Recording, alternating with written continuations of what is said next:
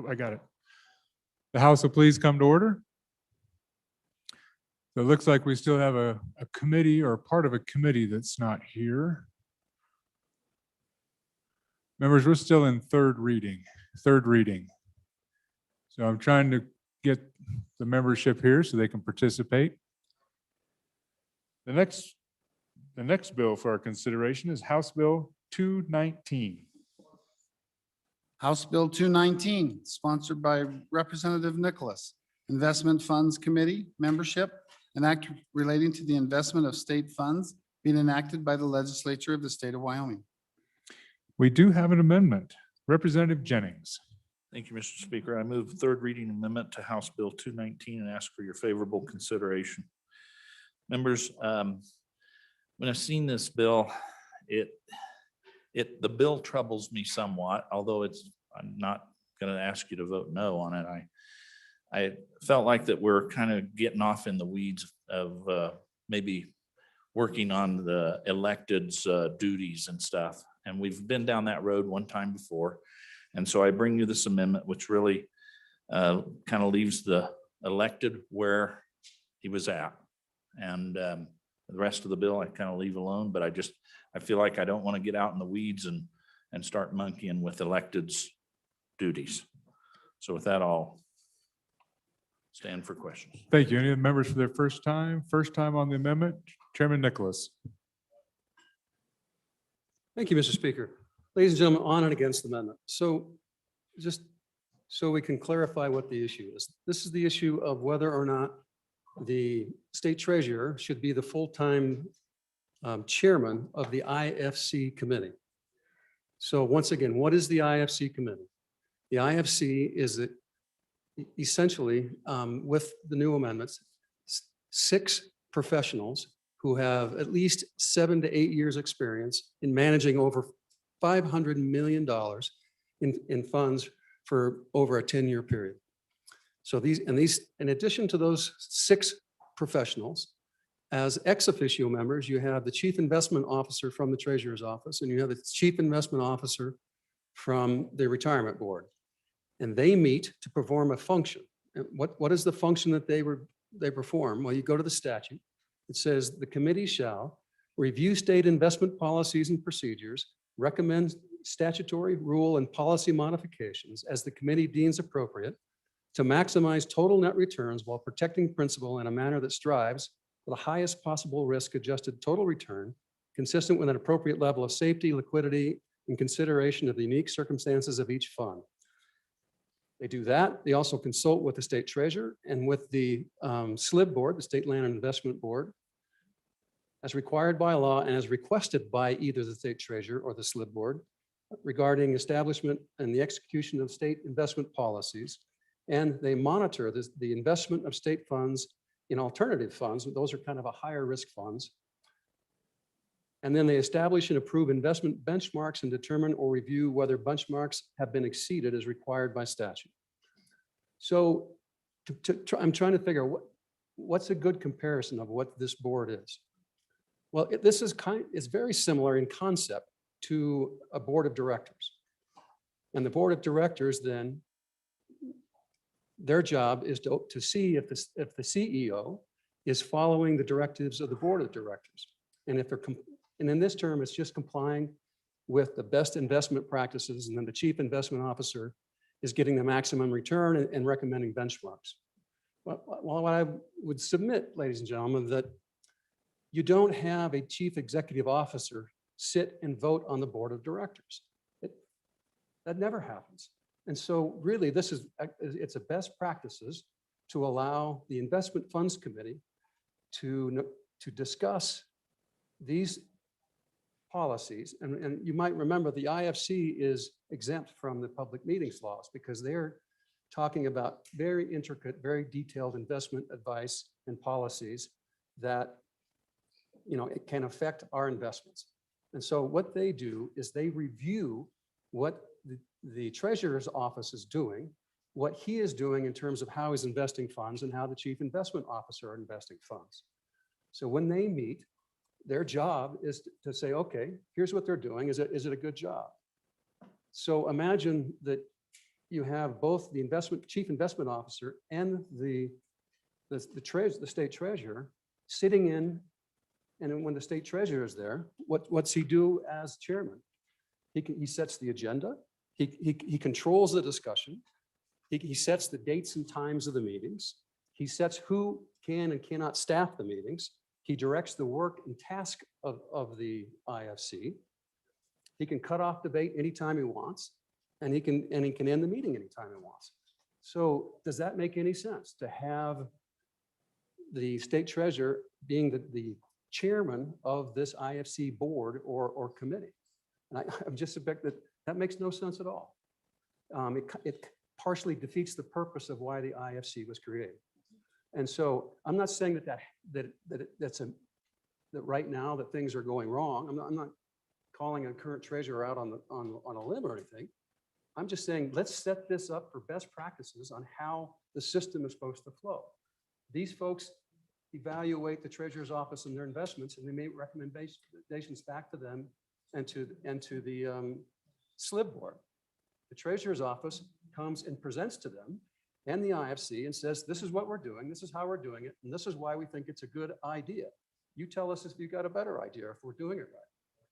But to have him sitting there running the meeting, controlling the meeting, and establishing the agenda, it just doesn't make sense. And so it's just best practices. It's the policy recommended by the IFC. And what we did, realizing that we still have an elected official, our compromise with the treasurer was, okay, the IFC thinks that you probably shouldn't be the full-time chief executive, so we'll alternate so that we can make sure we have some autonomy between the two. So that was a compromise we had with the treasurer. My personal preference would be to go back to my original amendment, bill, which was to not have him be the chairman, but this was a compromise we struck. So on and against the amendment. Any other member first time, Representative Nyman first time. Thank you, Mr. Speaker. Just a quick deal. I just got on the computer there right quick, and I come up with a definition for a treasurer. So the treasurer is the person responsible for running the treasury of an organization. The significant core functions of a treasurer include cash and liquidity management, risk management, and corporate finance. And that's exactly what we as the folks of this state elected our treasurer to do. My thing is, I want a strong treasurer. I don't want a weak treasurer. I want a treasurer that's going to be responsible to the people. That's going to be in those meetings. He's going to oversee evidently a very well-managed, competent group of people that are working for our best interest. But still, I would prefer to see our treasurer be the position that he's in, to oversee that, to be an integral part of it. And then he answers to us, and they would, in effect, relay the information that they're gathering to him. And then he's responsible. But that definition, I think, clears it up for me. I mean, he's risk management. He oversees that. So I would like to see a good, strong treasurer, not a weak treasurer. Thank you. Representative Larson Lloyd first time. Thank you, Mr. Chairman. I think we'd all like to see a good, strong treasurer, and I would suggest that we have one, but that's really dependent upon the person we elect. You can't bring a person into office and say, now I want you to be a strong treasurer. That ought to be somebody that you bring into that position. But if we fail to do so, if the people who are elected, if the people who are elect that individual, like somebody that's not qualified, you want him to chair that investment committee. Now, the nice thing about in the private sector, if it was over a corporation, the shareholders could fire him if they didn't like the treasurer.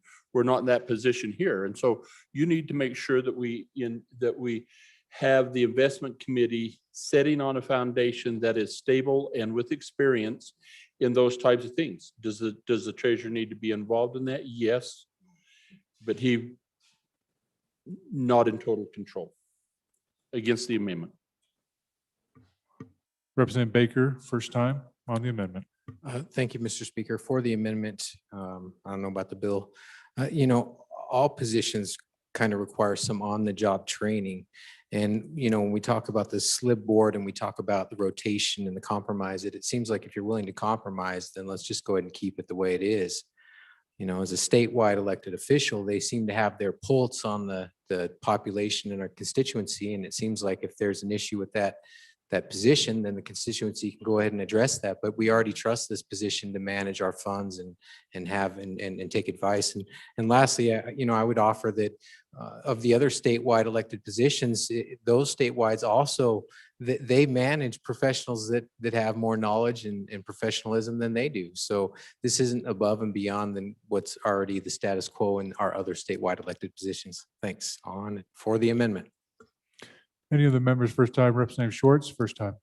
Thank you, Mr. Speaker. On and against the amendment. In terms of the role of the treasurer, we mostly rely on the Constitution. There's not a lot of reference, but the one in Article 15, Section 19, in reference to managing our funds, says quite specifically, the monies in the fund shall be invested as prescribed by the legislature.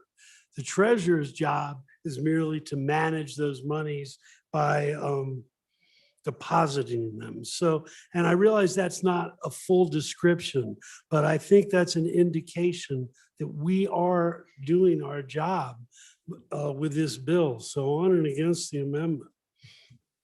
Representative Gray, first time. Thank you, Mr. Speaker, for the amendment and also against the bill. So I've been a member of this body. This is my fifth year, my fifth session. And I was actually, the first year I was here was the year that this IFC was created.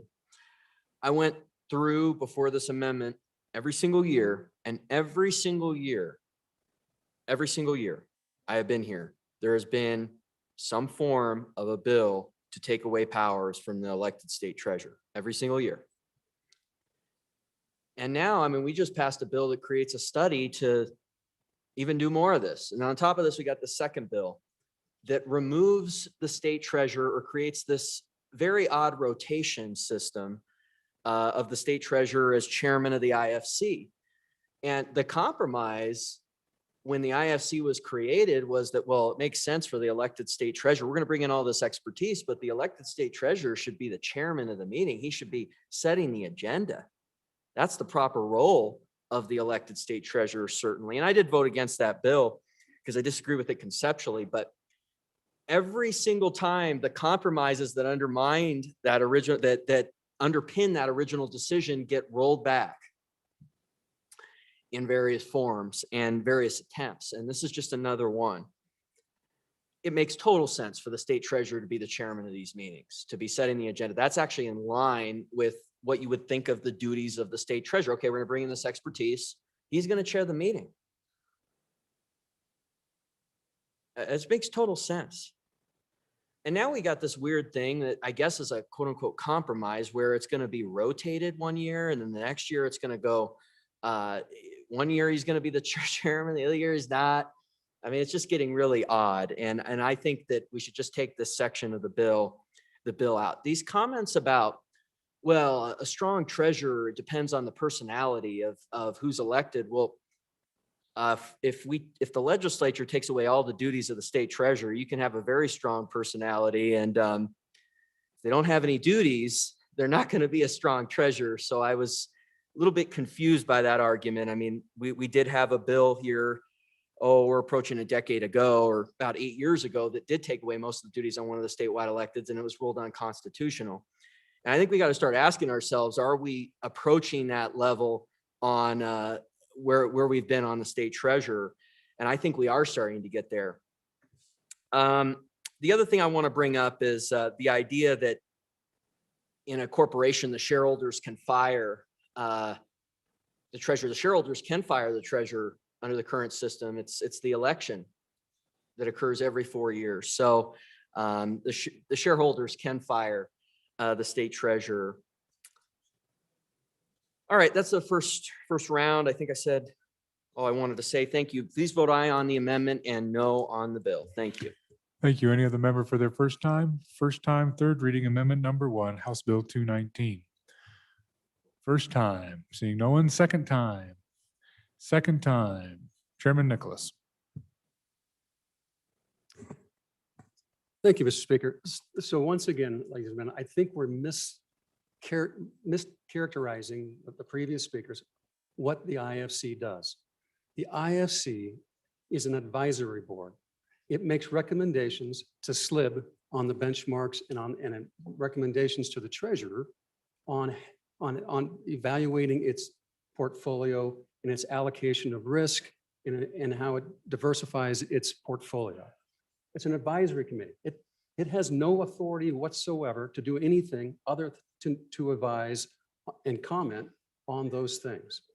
In order for them to be free of making open, honest recommendations, they need to have the freedom to operate and consider what those operations are. The treasurer does not have to follow the recommendations of the IFC, nor does the SLIB board. The ultimate responsibility, and you'll see it if you want to listen into the meeting. It's tomorrow at 8. You probably just got an email by it. You'll hear the presentation by the state treasurer to the SLIB board on asset allocation. So all this board does is advise and observe and recommend. That's all they do. And so I think we're just taking this way out of context in terms of taking any authority whatsoever away from the treasurer or from the SLIB. Trust me, if you just look at the statute, it's an advisory committee. That's what it is. So on and against. Representative Gray, second time. Thank you, Mr. Speaker. So that's fine, but it still is issuing recommendations, and it makes sense for the treasurer to steer the ship. I mean, just like the speaker is in a sort of an analogous way, sort of the chairman of this body. I mean, in that role right now, he is. I mean, it makes sense for the leader of the whole ship, who is the state treasurer, to be the chairman of the board. I mean, it's right in line with the way we operate in this house. And then what doesn't make sense to me too, is we got this wacky year on, year off thing now. I mean, so either that principle that the chairman of appropriations believes in, we're going to go all the way with that principle or not. I mean, I don't understand now this weird middle ground where it's going to be 1 year off, 1 year on. I mean, this is just getting so granular in the way we're dictating this, and every year a bill or multiple bills on the way this is done, rather than talking about what indeed should be the asset allocation and what is our role in that, which I think there is a little bit of a role, an advisory role. I think that's important that we are at that meeting tomorrow and try to play a role in that. So anyway, aye on the amendment, no on the bill. Thank you. Any other member for their second time before the sponsor, second time to the sponsor? Representative Jennings. Thank you, Mr. Speaker, and thank you to everybody for the good debate. So just two things. They are professionals that sat on this, and he's the elected. So people get to judge whether or not he's following their advice or not. And so I think that's very important. I think it's good for him to be at the helm steering that. And secondly, another thing that kind of bothered me a little bit in this is I hadn't heard of a problem that we're solving by this particular part of this bill. And so on and for the amendment, please vote aye. Thank you. We are voting on third reading amendment number 1, House Bill 219. All those in favor, please say aye. Those opposed, no. The amendment has not been adopted. House Bill 219, having been read 3 separate times, the question is, shall the bill pass? Chief Clerk, please call the roll. Andrew, Baker, Banks, Bear, Blackburn, Brown, Burkhart, Burt, Clausen, Clifford, Connolly, Crago, Duncan, Eklund, Air, Flitner, Fortner, Gray, Greer, Hallinan, Haroldson, Harshman, Heiner, Henderson, Hunt, Jennings, Kenner, Knapp, Larson Lloyd, Larson Dan, McGuire, Martinez, Nyman, Newsom, Nicholas, Oakley, Obermuller, O'Hearn, Olson, Ottman, Paxton, Provenza, Roscoe, Schwartz, Sherwood, Simpson, Summers, Stith, Stibar, Sweeney, Walters, Washit, Western, Wharf, Williams, Williams, Wilson, Winter, Yin, Zawanitzer, Mr. Speaker, Williams. Excused. Closing vote. Are there any changes? Closing vote. The vote is closed. 40 aye, 19 no, 1 excused. House Bill 219, having received the affirmative vote of the majority of the members elected to the House, House Bill 219 has passed the House. Next amendment, next bill for our consideration is House Bill 253. House Bill 253, sponsored by Representative Gray. University of Wyoming ban on funding for abortions. An act relating to the University of Wyoming being enacted by the legislature of the state of Wyoming. So members, we are on 253. 263 is next. So this is 253. We do have an amendment. Chairman Zwanitzer. Thank you, Mr. Speaker. Pleased to bring third reading amendment number 1 to House Bill 253 and ask for your favorable consideration.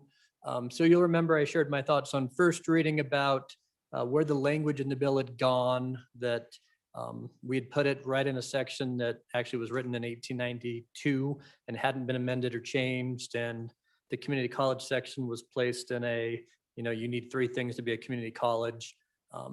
And it just didn't sit right with me statutorily. And so what I had LSO do is redraft the bill in its entirety with the amendment, not doing anything nefarious here, and just open up another statute in 1701 in the higher education titles and put all the same language. And so I'm not sure if I'd call it cleanup, but it's a move of kind of the entire issue for community colleges and the University of Wyoming in a separate statute that just brings it all together. The policy statement is still there.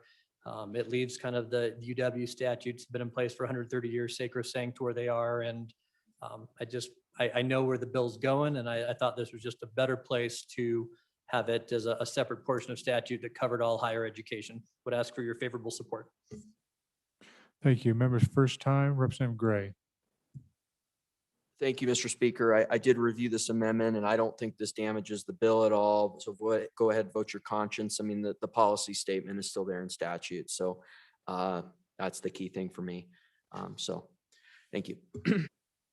Any of the members, first time, second time? Members, we are voting on third reading, amendment number 1, House Bill 253. All those in favor, please say aye. Those opposed, no. The amendment is adopted. House Bill 253, having been read 3 separate times, the question is, shall the bill pass? Chief Clerk, please call the roll. Andrew, Baker, Banks, Bear, Blackburn, Brown, Burkhart, Burt, Clausen, Clifford, Connolly, Crago, Duncan, Eklund, Air, Flitner, Fortner, Gray, Greer, Hallinan, Haroldson, Harshman, Heiner, Henderson, Hunt, Jennings, Kenner, Knapp, Larson Lloyd, Larson Dan, McGuire, Martinez, Nyman, Newsom, Nicholas, Oakley, Obermuller, O'Hearn, Olson, Ottman,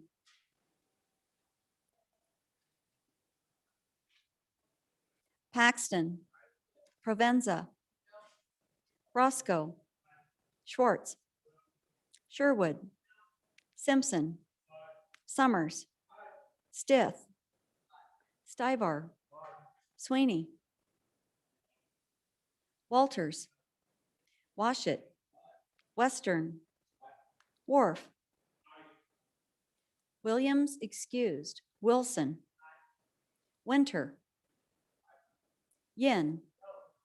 Zwanitzer. Mr. Speaker. Closing vote. Are there any changes? Blackburn, no to aye. Roscoe, aye to no. Further changes? Closing vote. The vote is closed. 48 aye, 11 no, 1 excused. House Bill 253, having received the affirmative vote of the majority of the members elected to the House, House Bill 253 has passed the House. Next bill for our consideration is House Bill 263. House Bill 263, sponsored by Representative Nicholas, State Coronavirus Recovery Funding, an act relating to emergency funding of the government being enacted by the legislature of the state of Wyoming. We do have amendments. Amendment number 1, Representative Walters. Thank you, Mr. Speaker. At this time, I'd like to move third reading amendment number 1 to House Bill 263 and ask for your favorable consideration. And what this does, friends, is it simply changes the date of July 1st to September 1st in 3 different sections. And what that does for all of us is gives the legislature more time to act with the new ARPA funds. And so it's just, like I said, allow the legislature more time to act before the chief executive would have authority to use these funds. So I ask for your favorable consideration. Any discussion? Any discussion on the amendment? Seeing none. Members, we are voting on third reading amendment number 1, House Bill 263. All those in favor, please say aye. Those opposed, no. Amendment is adopted. We have a second amendment.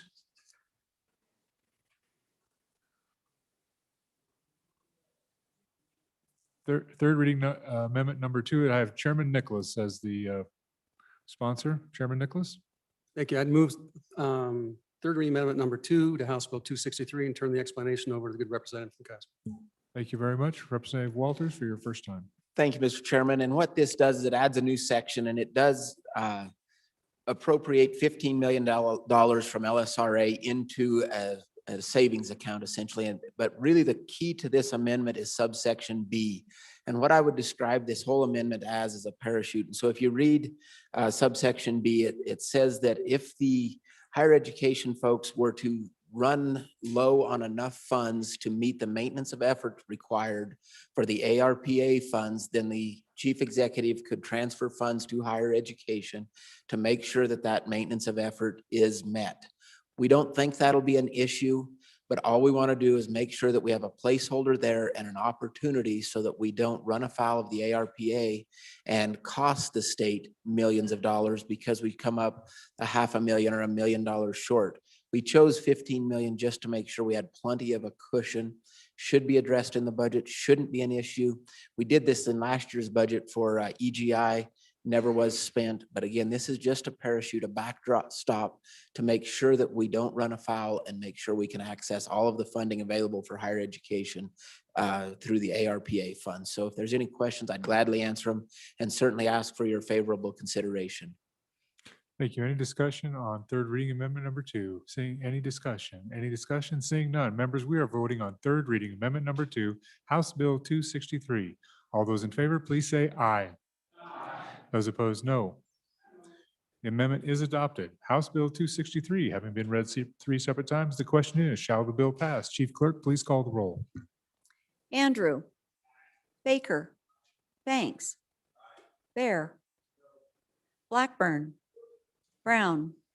Burkhart. Burt. Clausen. Clifford. Connolly. Crago. Duncan. Eklund. Air. Flitner. Fortner. Gray. Greer. Hallinan. Haroldson. Harshman. Heiner. Henderson. Hunt. Jennings. Kenner. Knapp. Larson Lloyd. Larson Dan. McGuire. Martinez. Nyman. Newsom. Nicholas. Oakley. Obermuller. O'Hearn.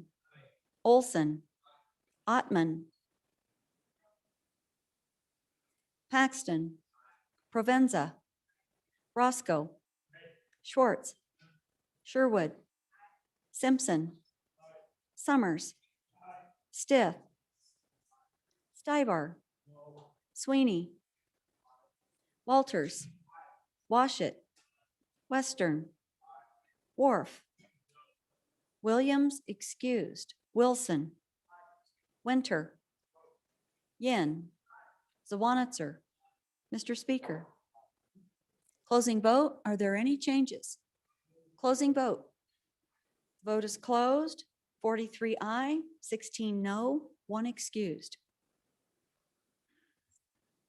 House Bill 263, having received the affirmative vote of the majority of the members elected to the House, House Bill 263 has passed the House.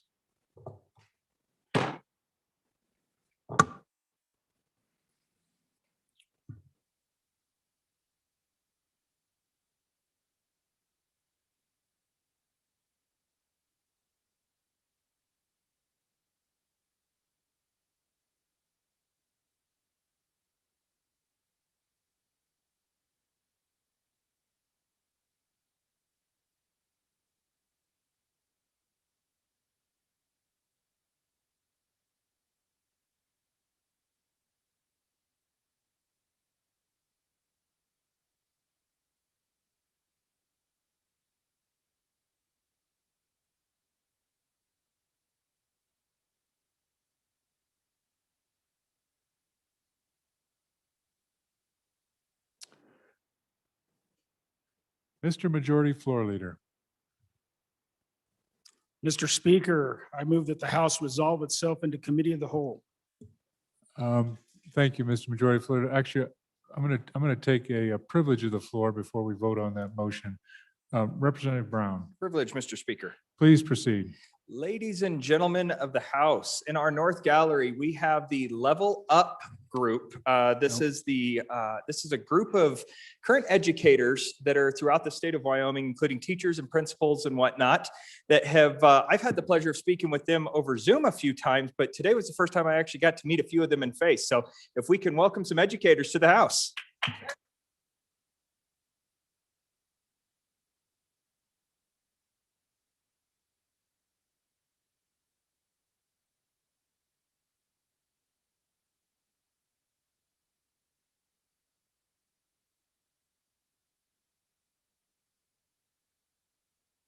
All right, my apologies, members. I had a purple note here and a purple note in the back, and I thought they were the same notes, so my apologies. Representative Newsom, Thank you, Mr. Speaker. May I have privilege of the floor? please proceed. So one of our members is having a birthday today, and our good representative from Lingle. I'm hoping representative from my part of the world, from the Bighorn Basin, will help me. So would the House Choir please rise and sing happy birthday?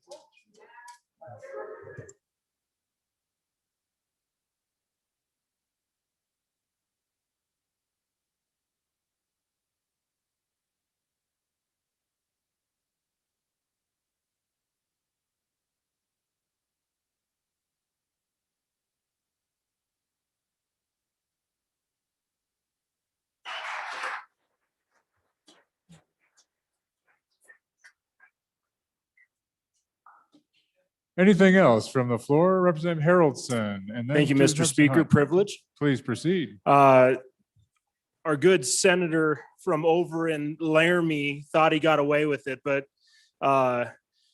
we have another birthday. And so if you would stand up, well, we should probably do this again. Sorry, representative. Sorry, my bad. There we go. I'll find out what district. That was out of order. Where are we at now? I'm not seeing it. District 46. There we go. Sorry, guys. There we go. I didn't hear. Hey to you.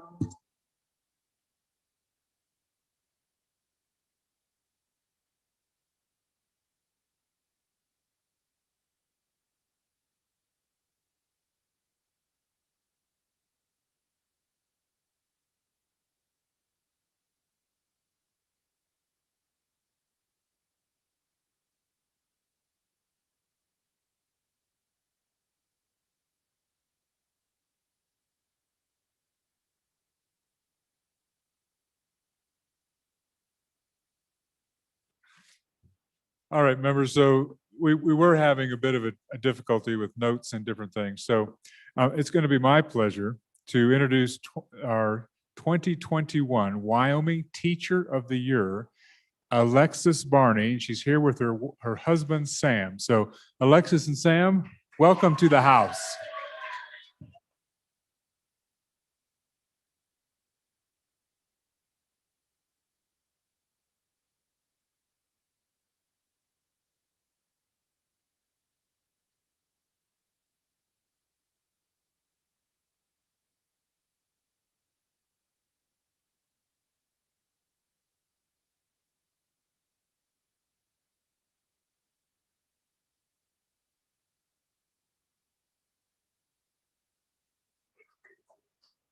Well, congratulations, Mrs. Barney. Sometimes I see there's a note here about a video, and and you're also here in person. So maybe we'll figure out if we can have you come down and offer a few words to the House here in a bit. But first of all, I want to continue with the majority floor leader's motion. There's a motion on the floor. All those in favor of the majority floor leader's motion to proceed with committee of the whole, please say aye. Those opposed, no. Too bad. Representative Oakley.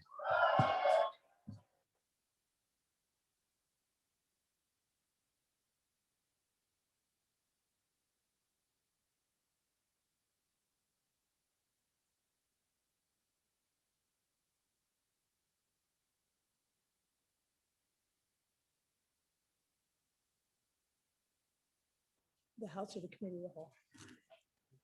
The Committee of the Whole will please come to order.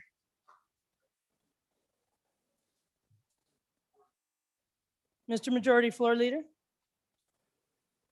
Madam Chairman, thank you. And so, ladies and gentlemen, I'd like to give you the Committee of the Whole list. It's pretty much as ordered, except the very first bill, Senate File 9, will roll down. It will not be heard first.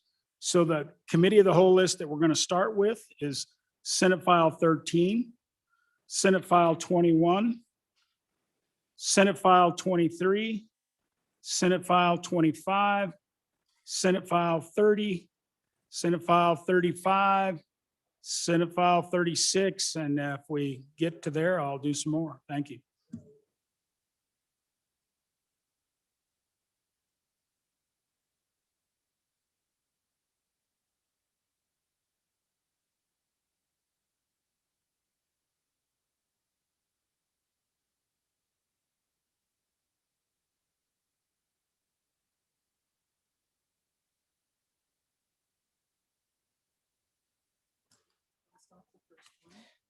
The first bill for our consideration is Senate File 13. Oh, the Madam reading- Chairman?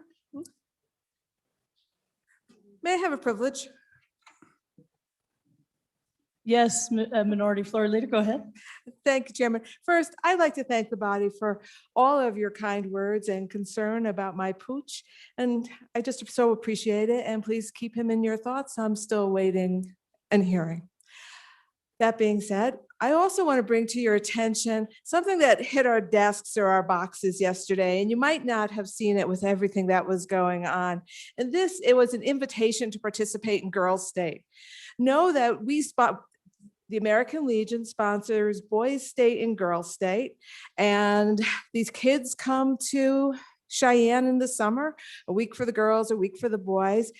But they also ask us to come and help out in our communities. And we're about a month behind from where we typically are. So you could be getting those invitations really soon. And I can't tell you how much fun it is. And for the freshmen from my county too, we hang out with the kids, we help them with their bill ideas. It's super fun. They're our next generation. And so I would strongly urge you to pick up the phone when the American Legion or your regional director gives you a call and help out the kids, and then think about coming to Cheyenne this summer to help out for those weeks. Again, it is super fun and you get to see the ideas from the next generation. So thank you, Madam Chair.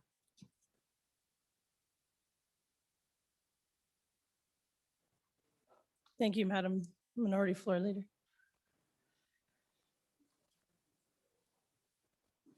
So again, first bill for our consideration is Senate File 13. The reading clerk will read the bill.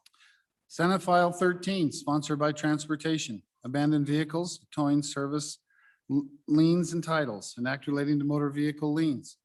Mr. Speaker, your committee number 8, Transportation, Highways, and Military Affairs, to whom is referred Senate File 13, Abandoned Vehicles, Towing Service Liens and Titles, respectfully report same back to the House with the recommendation that it do pass with the following amendments. Ayes, Representatives Brown, Burkhart, Henderson, McGuire, Obermueller, O'Hearn, Stybar. Noes, Representatives Baker and Burt. Representative Burkhart, Chairman. You have heard the reading of the bill. What is your pleasure, Chairman Burkhart? Thank you, Madam Chairman. I move that when the committee of the whole rises to report, it do so with recommendation that Senate File 13 do pass, and further move the adoption of the standing committee amendment. And to explain the bill and the amendment is our good representative from the center of the state.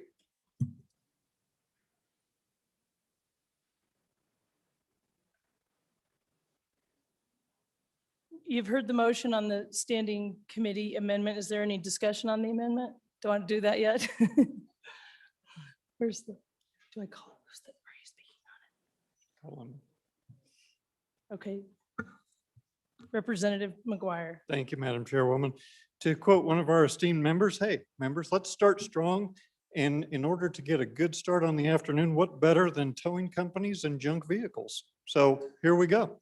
The issue is that the towing companies are often called to pick up a junk vehicle, an abandoned vehicle, and they store it for a period of time, and then they have storage fees. And so this defines the storage fees, the notice required to go out to the, whoever the owner is, and also to help them get a title for that vehicle, because it is problematic and oftentimes these vehicles are of extraordinarily low value. So it goes to page number 2, where it describes the towing and recovery service. This is not self-storage or other types of companies. It puts a window of 30 days from the date payment is due that they notify the lien claimant.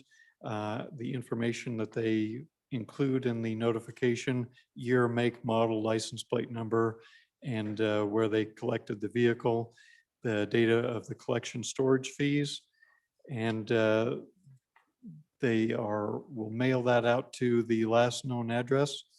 And then also it defines the fair market value as opposed to retail value, and that being a fair market value of less than $2,000. I'm on page 4 right now. They have to retain evidence that notice was sent out by certified mail, and within 30 days of the postmark, then they can start proceedings to claim that vehicle and get a title for that vehicle. Skipping page 5 to page 6, it strikes the word retail and uses the term fair market value. And that's because when you're dealing with junk vehicles, it's really more of a fair market value than retail value. Then going to page 7, again, it's describing these are vehicles typically impounded. I'm at the bottom of the page, typically impounded by a police officer, and again, using the term fair market. And so a lot of times what happens is someone complains, hey, I've got a car that's here on my parking lot or in front of my house or whatever. The police are called, they investigate, they look in, they can't find anybody, maybe it doesn't even have any plates or anything. They'll call a towing company, the towing company comes, picks up the vehicle, takes it to their yard, stores it for a period of time. The storage fees accumulate, and then at a certain time, they will send out that notification and put a lien on the vehicle, and then at the appropriate time, sell the vehicle for whatever they can get for it, and that goes against the storage fees. If you go to page number 11, about 3/4 of the way down, that is where the standing committee amendment comes in. So they had stricken, the other side had stricken the language of $20 per day for storage. We put that back in so that a company doesn't charge a onerous amount for storage per day. We thought that $20 was probably the right amount. And then they had lowered the amount to $760. We put that back up to $1,000. Insofar as typically if you've got a junker you can always get $1,000 for a car as long as it's got the wheels and the engine in it. So we thought that that would be a good base value for an abandoned vehicle. And with that, members of the House, I would move the Standing Committee Amendment number 1 to Senate File number 13 and ask for your favorable consideration.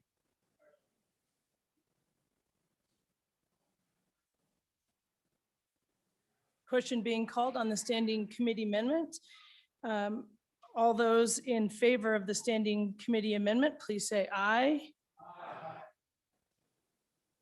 Opposed, no. Thank you, members, and I would stand if there are no other questions. I would call for the question on the bill. Thank you. The Standing Committee Amendment has been adopted. Thank you. And so back on the bill, any further discussion?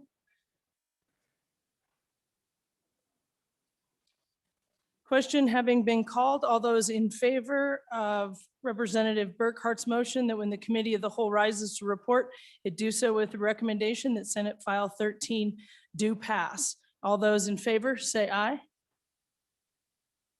Those opposed, no. Senate File 13 has passed the Committee of the Whole. The next bill for our consideration is Senate File 21. The reading clerk will read the bill. Senate File 21, sponsored by Judiciary.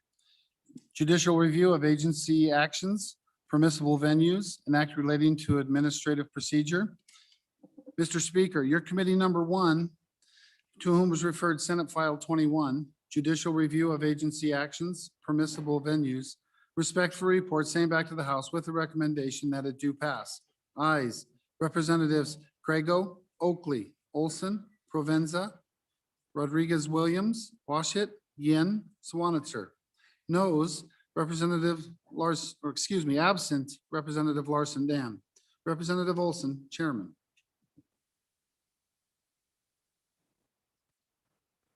You've heard the reading of the bill. What is your pleasure, Chairman Olson? Yeah, thank you, Madam Chairman. I move that when the Committee of the Whole rises to report that it do so with the recommendation that Senate File 21 do pass. There are no amendments on this good little Senate file. So what this is a product of the interim and a product of a Supreme Court case. So every once in a while we get Supreme Court cases that kind of hint strongly towards the direction that maybe a legislative fix is necessary. And what the Judiciary Committee does during interims, not every interim, but during many interims, is the committee will go back and look at some of those potential Supreme Court suggested fixes. And this is really one of them. And so all this is we're talking about agencies and we're talking about appeals. So under existing law, well, let me talk about the change, then I'll back up and tell you how that's different from existing law. The change is simply this, that an agency can appeal, any person affected by a rule adopted by an agency can appeal to the district court for the county in which the injury or harm itself occurred. And so what does that mean? What is the change? The change is simply that you don't have to appeal where the agency is located, which is pretty much right here in my county. And so instead now what we're saying is wherever you're at in Wyoming where the injury occurred, that's a proper venue for the appeal to go into that district court, allowing some kind of home court, if you will, which would be consistent with really venue in any other matter. It's kind of unique in agency scenario based on where agencies are located. So just a nice little cleanup, and don't know that it'll change the world too much, but it will definitely allow people access in particularly maybe in some rural areas where you may have an injury occurred instead of having to bring their suit all the way down here to the capital city. And that's it.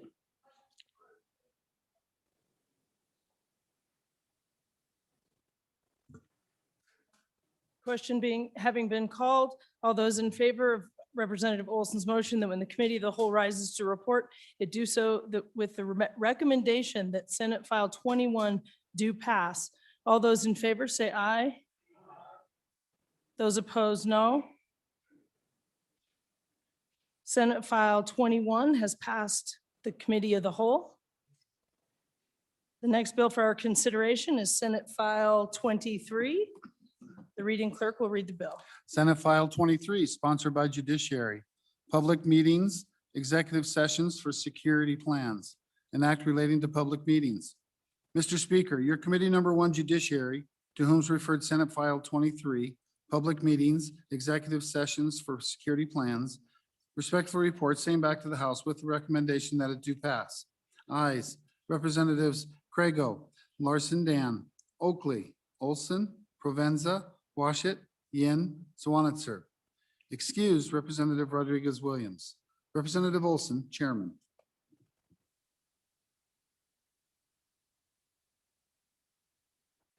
Representative Olson. Yeah, thank you, Madam Chair. I move that when the Committee of the Whole rises to report that it do so with the recommendation that Senate File number 23 do pass. There are no amendments on this. This is again another joint judiciary interim bill. This bill goes into our public public meeting laws. And what we're talking about is executive sessions. And you find the entire bill really all of the bill occurs at page 2, lines 1 through 3, top of the page, in executive session. So we're talking about an executive session, allowing the consideration, discussion, and regarding conduct, safety, and security planning that, if disclosed, would pose a threat to the safety or life or property. And so really key here is consider and discuss. There's no action being taken as I think many of you may understand, if you understand or have dealt with executive sessions before, primarily used simply to discuss certain matters that, whether it's a personnel matter, is probably the most common use, or human resource matter for executive session. Here, we're talking about issues that could pose a threat to safety, life or property. And what this does is we've got a similar provision in existing law that already allows for this kind of security discussion in executive session. What we're doing, the change to law, is not really the discussion. That's already allowed. What we're doing is we're addressing who has to be in the room for the discussion. Under the existing provision in law that would get us closest to this discussion requires all the lawyers to be in the room, pretty much is it. Law enforcement, folks of that nature. Now we're saying that agency can simply just have an executive session, whether the lawyers are available or not, whether the law enforcement folks are involved or not, and they can do it as long as they fall within these boundaries that they're considering something that poses a threat to safety or life or property. Again, not making a decision in executive session, just discussing the matter. And that's it.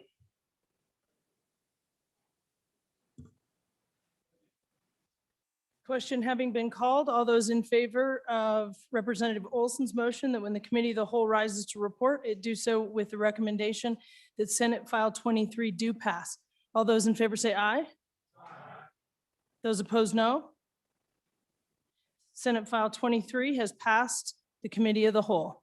The next bill for our consideration is Senate File 25. The reading clerk will read the bill. Senate File 25, sponsored by Agriculture. Animal impound proceedings, bond and disposition, an act relating to crimes and offenses. Mr. Speaker, your committee number 5, Agriculture, State and Public Lands and Water Resources, to whom is referred Senate File 25 engrossed, animal impound proceedings, bond and disposition. Respectful report, same back to the House with the recommendation that it do pass with the following amendments. Ayes, Representatives Blackburn, Clausen, Eklund, Fortner, Heiner, Larson Dan, Western, Winter. Noes, Representative Wharf. Representative Eklund, Chairman. You have heard the reading of the bill. What is your pleasure, Chairman Eklund? Madam Chairman, I move that when the Committee of the Whole rises to report, it do so with a recommendation that Senate File 25 do pass. This bill has a couple of amendments. I will explain 2 of those. Another member will explain a third one. The first one, I move Standing Committee Amendment number 1 to Senate File 25. It is a wordsmithing and technical correction, and it's on page 7, line 12. After may, if you're on your bill, in consultation with an agent or officer of the board, and then page 7, line 13 through 15, delete the sentence and reinsert all stricken language. We decided that needed to be back in there, and then page 12, line 3, delete may and insert shall, and I would ask for your favorable consideration. If there are no questions, I'd ask for the question on that amendment. Question having been called, all those in favor of the standing committee amendment, please say aye. Aye. Opposed, no. The standing committee amendment has been adopted. We are back on the bill. Madam Chairman, I would move the next amendment, which is the Committee of the Whole Amendment number 1 to Senate File 25. And what this is a technical correction. I know it takes up a whole page if you're looking at it, but we just got the wrong statute in. So that has been deleted and reinserted several times throughout the bill. And it doesn't change the substance of the bill at all. And if there aren't any questions on that, I would ask for your favorable consideration on it as well.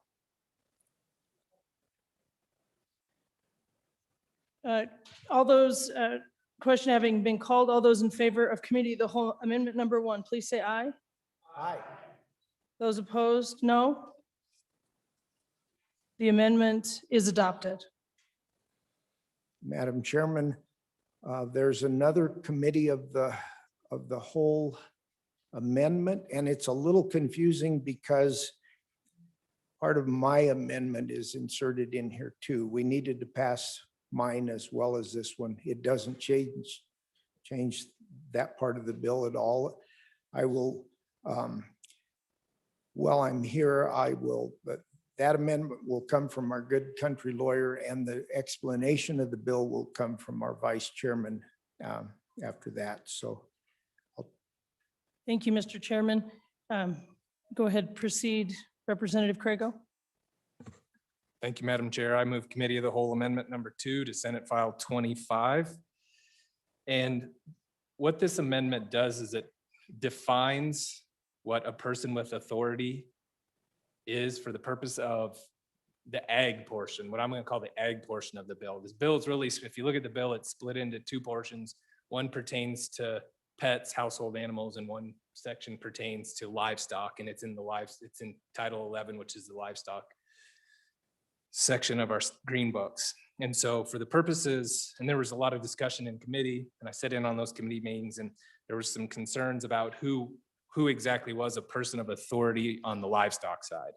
And so what we did is we just we had defined a person of authority and used some of the old statutes, some of the old language to define that as a peace officer, agent, or officer of the board, and that's the livestock board, so that it really pertains to livestock. We're dealing with people who have experience in that, and that's what this amendment does, is it just divides that out. And then below that on section 3 on my amendment, because of how the 2 pieces of the statute were melded together, this delineates that out. So my definition as proposed in the amendment would only apply to the livestock side. Thank you, Madam Chair.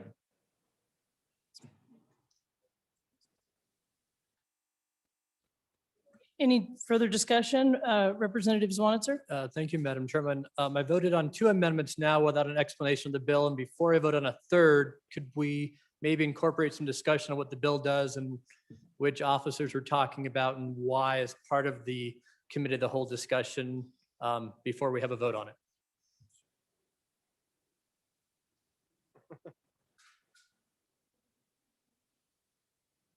On the amendment. Want me to talk about? Okay. Thank you, Representative Clausen, if you can. On the amendment.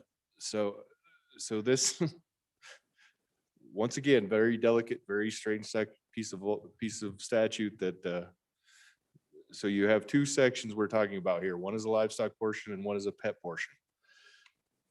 When we did this bill, we ran it through as a committee bill for the Ag Committee, and then when it went through the other side, it was referred to the Judiciary Committee, and they worked on the legal portion the same way we did with our other bill.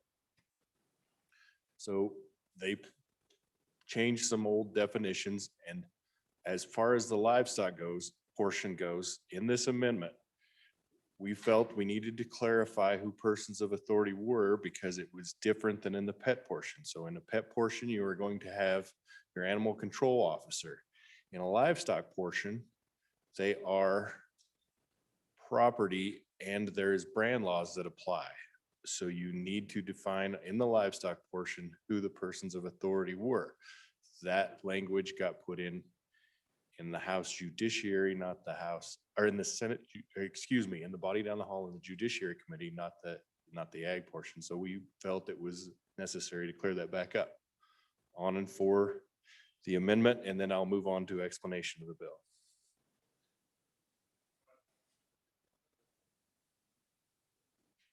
Question having been called, all those in favor of Committee of the Whole Amendment number 2, please say aye. Oppose, no. The amendment is adopted. We're back on the bill. Thank you, Madam Chairman. I bring you Senate File 25, Animal Impoundment Proceedings, Bonding and Disposition. So the overlying issue that this bill came to us from the actual animal control officers down here in the capital city. The overlying issue is in animal abuse cases, and strictly in animal abuse cases, not in simply cases where pets are stray. In animal abuse cases, there was no mechanism for the person that owned the animal to actually make a decision whether they were giving the animal up in these cases for adoption. And there was no method to pay for these animals. So the county or the control agency was stuck with the tab. So what this bill does is it creates a bonding. It creates a bonding mechanism for pets in strictly animal abuse cases that forces the person into making a decision to either give the animal up or pay the bond for their care. Within the first 7 days, there is a hearing. If there's an animal abuse crime, or I won't say crime yet, it's a hearing to make sure there's evidence. If there's no evidence, the animal's automatically released. If it goes into, if they decide there is reasonable evidence to have a trial, the person can choose to put up the bond or give the animal up. What happens and what has happened in the capital city that led to these folks bringing us this bill is these cases stretch on and it could go for over 200 days, sometimes over a year, where these animals are inside, these pets are inside the animal shelter, and it is not good for their mind. It makes them basically unadoptable. It's not good for the animal, let's put it that way. Then the care of the animal is put back towards the county or the animal shelter. So what this bill does is forces a point of decision. After 7 days, you can put up a bond for the care of your animal if there's probable cause. During the time that it takes for you to go to trial or the care, which is 90 days, you put up a bond for 90 days. The animal control facility can draw on this bond for care of the animal. If they don't use all of these funds and you are found innocent, or if you are found guilty and you get your animal back and there's funds left, you get your funds back. And that is the basic overview of the bill. There's some livestock portions that on the other side that the Judiciary Committee put in when they put in these hearings. We realized in the livestock portion of this bill, or of the current statute, that there was no there was no provision of a hearing, so they could do all of these things without a hearing. So they put in the Judiciary Committee on the other side, they put the same hearing language on the livestock portion. And with that, I will stand for questions or call for the question. And I see I have a question. It's probably hard. Chairman Greer. Yeah, thank you, Madam Chairman. Just, okay, so we reworked, which I thought was a good step forward dealing with animal cruelty, and we had definitions in there, and I couldn't find where we ended on definitions, but I think we had animals was the broad definition, and we went to pets, and I think we went down to livestock. There was another inconsistency in there that we hadn't cleaned up, but it still remained. So this is where I have a great deal of difficulty is one, what animals are we talking about? We're talking about pets, we're talking about livestock, all livestock are underneath pets. And then we come in with probable cause. And I think I understand what we were doing with all the changes in the statutes. So a law or brand enforcement officer has probable cause without taking that to a judge and getting a warrant, which they would need to do to come in and seize property from my home. But it looks like they probable cause, they go look at the animal, pick it up, take it, haul it off. And now you got to pay them to take care of it. If you want that, if you want any chance of getting that animal back, you got to post a bond. Let somebody else take care of your animal for you. Then you go off into the court process. And if you run out of bond, they shoot your animal, I guess. Or if they decide, which I still can't quite figure out the terms on that page. Otherwise, while the hearing is pending or the matter is pending, they can do the same thing. And then here's the one that really gets me, and this is what I need to get a clear answer on. If I'm found innocent and I go to get my property back, I don't get my bond back. I get what's ever left over of my bond, less the cost of somebody else charged me to take care of my property. Am I understanding this right, or did I miss something in this? So I just need a little bit more explanation on it.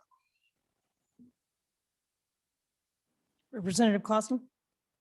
So I'll speak to the board, to the bond portion first.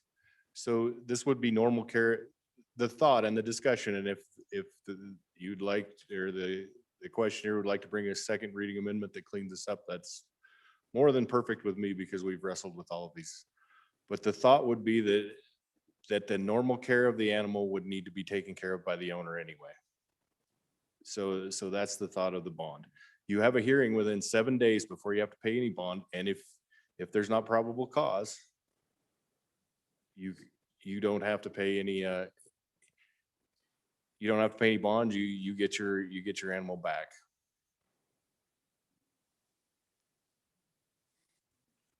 Representative Ottman. Thank you, Madam Chairman. And if I didn't hear this, I apologize, but I was just wondering, with the bond, okay, because this is just if there's a charge that there was an animal that was in distress and things going on. And it says in an amount the circuit court determines is sufficient to provide for all reasonable costs of the animal's impoundment for at least 90 days. So I figure they probably have a fee, but it also says the bond may also include amount the circuit court determines sufficient to provide for the final disposition of the animal. And then again, if all of this isn't taken care of on page 3, numerat 2, if it's not taken care of, the owner shall post a new bond with the court. And I'm just wondering if that could be really astronomical, or is there any way to know? Thank you. Representative Clausen. Thank you, Madam Chairman. I'll take a whack at it. So yes, you have your day in court. If you go to the judge and say, I have no means to take care of this animal, and you can argue that, they can come up with another another reason, but you have your day in court before you put this bond forward. So it's the normal care of your animal. If first you put up 90 days and we hope that the case is taken care of in 90 days, if for some reason it's extraordinary and it goes on, then the judge can say, okay, you have another 90 days or whatever. You go back to court and say to care for your animal. So this is the pet portion, mind you. So there's a separation in this bill between the pet portion and the livestock portion. And the pet portion, you can go back in, or the judge can come back, you can go back to the judge and he can say, okay, take care of it for 90 days. Hopefully all these proceedings are taken care of, but this is the problem with pets were being in these animal abuse cases, and it's not just distress, it's abuse. And they're not that common and they're not that commonly prosecuted. So we're not talking an everyday event. But in these extraordinary cases where we've had pets kept, in some cases, over a year while the case was being settled, this would force the decision of the owner to, okay, am I going to pay for the care of this pet, or am I going to forfeit this pet for adoption? And these are strictly for abuse cases. This is not a stray. This is strictly abuse cases. Chairman Greer. Okay, thank you, Madam Chairman. So I'm not tracking what's being said with what I'm reading. And that always is disturbing to me. So on page 2, we talk about any person has authority to enforce this article. Okay, so I think we got that sorted out. That's fine. Okay, it says who has probable cause to believe there's been a violation of this article. Okay, the following shall apply. Then we go down Romanet 1. If the animal is impounded under the subsection, so that's okay, it's under the subsection. Okay, and that the owner of the animal shall be liable for all reasonable costs of impoundment, shall be required to post a bond with the circuit court. Goes on to transportation costs, vet costs, all those types of things. Okay, and then a bond shall be in cap A, the amount the circuit court determines to be sufficient to provide for all reasonable costs for 90 days. Okay. And filed with the circuit court within 10 days after the animal is impounded. So I don't see any opportunity for a hearing regarding the bond. I don't see any opportunity for a hearing regarding probable cause for the impoundment of the animal. Okay. And then we go, and when we move over, and we start to look at upon where we started about the final disposition of the animal. Okay, so the bond runs out, dispose of the animal. But then we start talking about the person with authority again on page 5. And as I read this, they're saying that they can now petition the court to have the animal disposed of. And I guess, what am I missing to where the rights of the individual who owns this property are being protected as they should be? I'm missing something. I have to be missing something here, because I know you've got to have provisions in here to protect that individual's rights, but I'm missing it.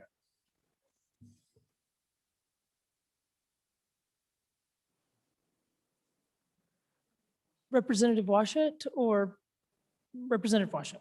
Thank you, Madam Chair. Just a comment on this bill. I think we're all envisioning a single animal being taken for cruelty to animals and being held in a shelter. Where this becomes really important for us in our consideration of the taxpayers is when we have a hoarding situation and maybe 75 cats or 35 dogs are taken out of somebody's home and put in your local shelter. And now we have an abuse case pending, and you know what, 75 cats eat a lot of food.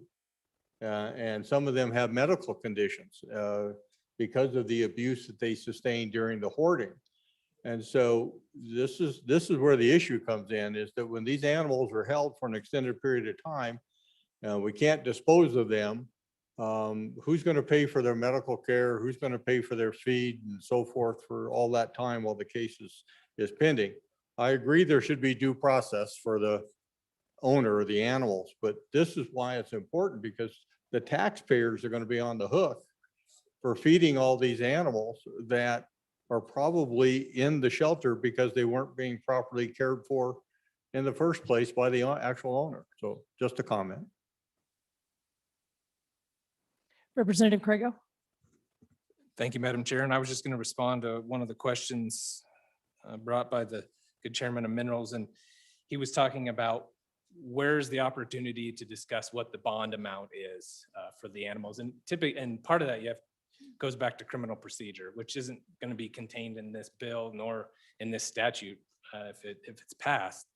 And you would have that chance on initial appearance to discuss the bond. You'd have a chance to respond and argue the bond at that point. And so it's not that there's not really a bond hearing procedure set forth in the statute because that's already part of criminal procedure. The hearing procedure that is actually contained in here has to do with if the person or the entity that's holding the animal decides they want to dispose of the animal, sell it, get rid of it, otherwise, that's when the hearing procedure comes in. And so before, if you've paid your bond as either a pet owner or a livestock owner, before the entity holding your animal can get rid of the animal, you get a hearing. Or the other portion of the statute says, or if you make a living off that animal. So that would apply in livestock or sometimes in pets, depending if you're raising the dogs or cats for resale. If your living comes from that, you also get a hearing, even if you have not paid the bond, you get a hearing before the animal can be disposed of. And I think that's an important distinction because under current statute, we don't get that right. Livestock owners would not get that right under current statute. There's always already an impoundment/bond procedure in the livestock code, but there's not a hearing procedure. And that's what this bill does, is gives the livestock owner the right to a hearing that they wouldn't have without the bill. Thank you, Madam. Any further discussion? Yes, Madam Representative Chair. Wharf. Madam Chair, thank you. I also rise in opposition to this bill. As you may have noticed, I voted against it in committee. I really had a problem with the bill in the fact that I asked the question in committee and never got a satisfactory answer. I asked the question, is there any other statute on the books wherein the state can show up and seize your private property, take that property and put it somewhere and start assessing a fee? This says that we can take it to the vet, we can charge for the food, we can charge for the board. And I guess my opposition to that is I can see how they gave the example, you had 10 dogs, they were seized for 256 days. They were given a bill of $65,000. And I'm going to ask the question again, does it seem reasonable that this allows anybody, any person of authority is how it's defined, to come in and seize your personal private property and start spending your money? The courts can be delayed, they can push it back. All of those things happen. I don't see anything that allows for protection if it's no fault of my own that the courts haven't been able to get to my case and it's pushed back additional days. I'm still obligated to pay for the care cost of my animals until they're returned to me. So I still don't like this bill. I believe we did good things on the livestock, and my concern is on the pet side of this component. That's why I was a no vote. That's why I remain a no vote. Thank you. Representative Clausen. So I'll take a stab at this question. So you have to think about the uniqueness of this particular piece of law, right? It's very unique. You have three pieces to this. So you have animals, they are property, right? They are also evidence in a case of a crime in these specific portions. So if you have a hoarding case, they are evidence. If you have an abuse case, they are evidence. So there's a third portion. They are a living creature that is in need of care. If you own the animal or if you had them at home, you would be caring for them as well. And so I want to be very, very clear. This is a very unique portion of law that deals with it's a very specific piece for those three elements.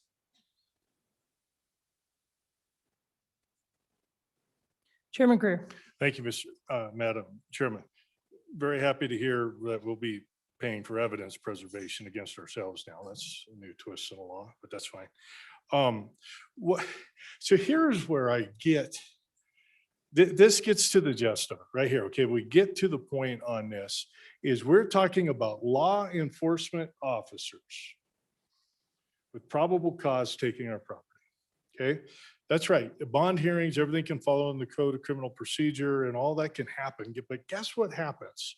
If you're cited, if you have a citation or an arrest warrant, you have rights to get in front of the judge. What we're saying is a probable cause to take the animals.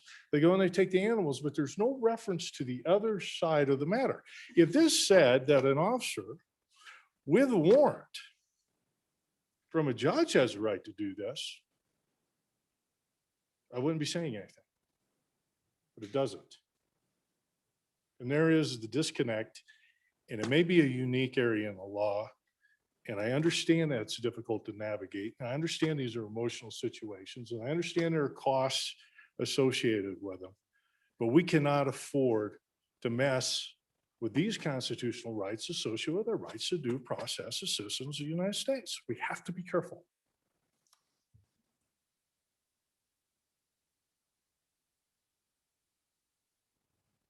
Representative Crego? Thank you, Madam Chair. Just in response to the former speaker, law enforcement ends up taking property all the time as evidence. I mean, it just happens as part of cases, whether it be guns or knives or other things along those lines. It can be any number of things. And so this isn't unique. We're not creating a unique area of law or unique exception. I think what the bill is trying to do is actually two things. One, give your local law enforcement, your judges, your county attorneys, a procedure to deal with these cases that does not exist right now. The second thing, on the flip side of that, it's actually giving protection to the property owners, whether it be dogs, cats, cows, or horses. It gives a procedure, a hearing procedure that does not now exist in the law. Without the bill, the livestock board currently can take your animals if they so desire, impound them and sell them without a hearing. And then you're left trying to figure out how to get them back, and there's no way to do that. And so I think it's a good balance between the two. Procedure for law enforcement, giving them a path forward, a way to deal with these problems that are becoming more and more prevalent on the law enforcement side, especially on the pet side. We don't do many livestock impoundments. If we do one a year, I'd be surprised around the state. It's not that big of a deal on the livestock, which is really what I'm calling the property section of the bill. It's the pets where this bill is going to have the biggest effect. But it does provide that protection if we do end up in a situation where they're trying to take somebody's cows, horses, or otherwise. We now have a procedure. We have a hearing, and they have to give us a hearing. If someone comes to my place and takes my horse and says, I'm not feeding it properly, I get to go and argue about that. And they can't just take it and get rid of it. Thank you, Madam Chair. Any further discussion on the bill? Representative Clausen? Thank you, Madam Chairman. This is a tough piece of law, and I'd ask for you to kick it through committee of the whole. If there's amendments to bring it better, I would welcome those amendments.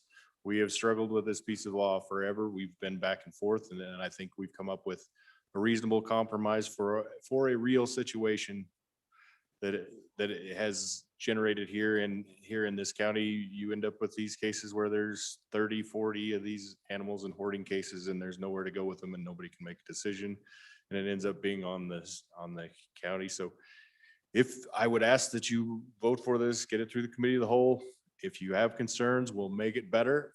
And thank you, Madam Chairman. Any further discussion? Question having been called, all those in favor of Chairman Eklund's motion that when the committee of the whole rises to report, it do so with the recommendation that Senate File 25 do pass. All those in favor say aye. Aye. Those opposed, no. No. The chair is in doubt. All those in favor, please stand.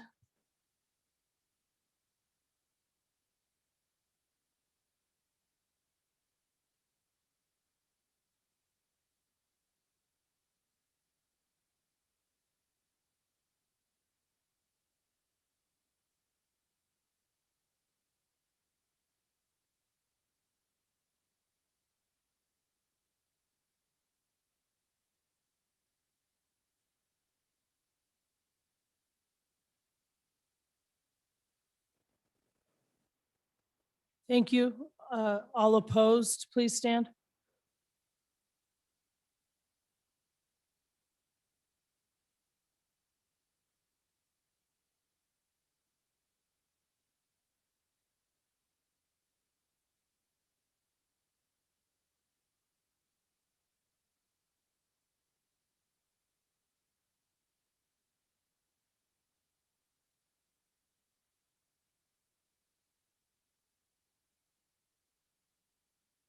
Thank you.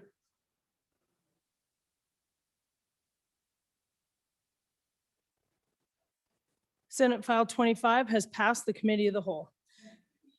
The next bill for our consideration is Senate File 30. The reading clerk will read the bill. Senate File 30, sponsored by corporations, Pandemic Response Review Task Force, an act relating to public health. Mr. Speaker, your committee number 10, Labor, Health, and Social Services, to whom was referred Senate File 30 engrossed, Pandemic Response Review Task Force, respectfully report, same back to the House with the recommendation that do pass with the following amendments. Ayes, Representatives Clifford, Connolly, Flitner, Hallinan, Ottman, Romero Martinez, Stivar, Wharf, Wilson. Representative Wilson, Chairman.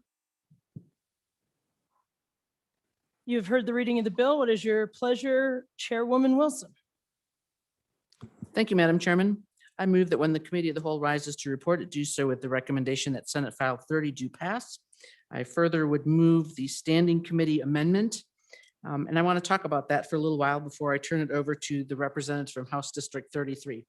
Folks, you will see when you look at the amendment that it's a little long. We made 14 changes to the bill. So here's what I would like. I will explain them.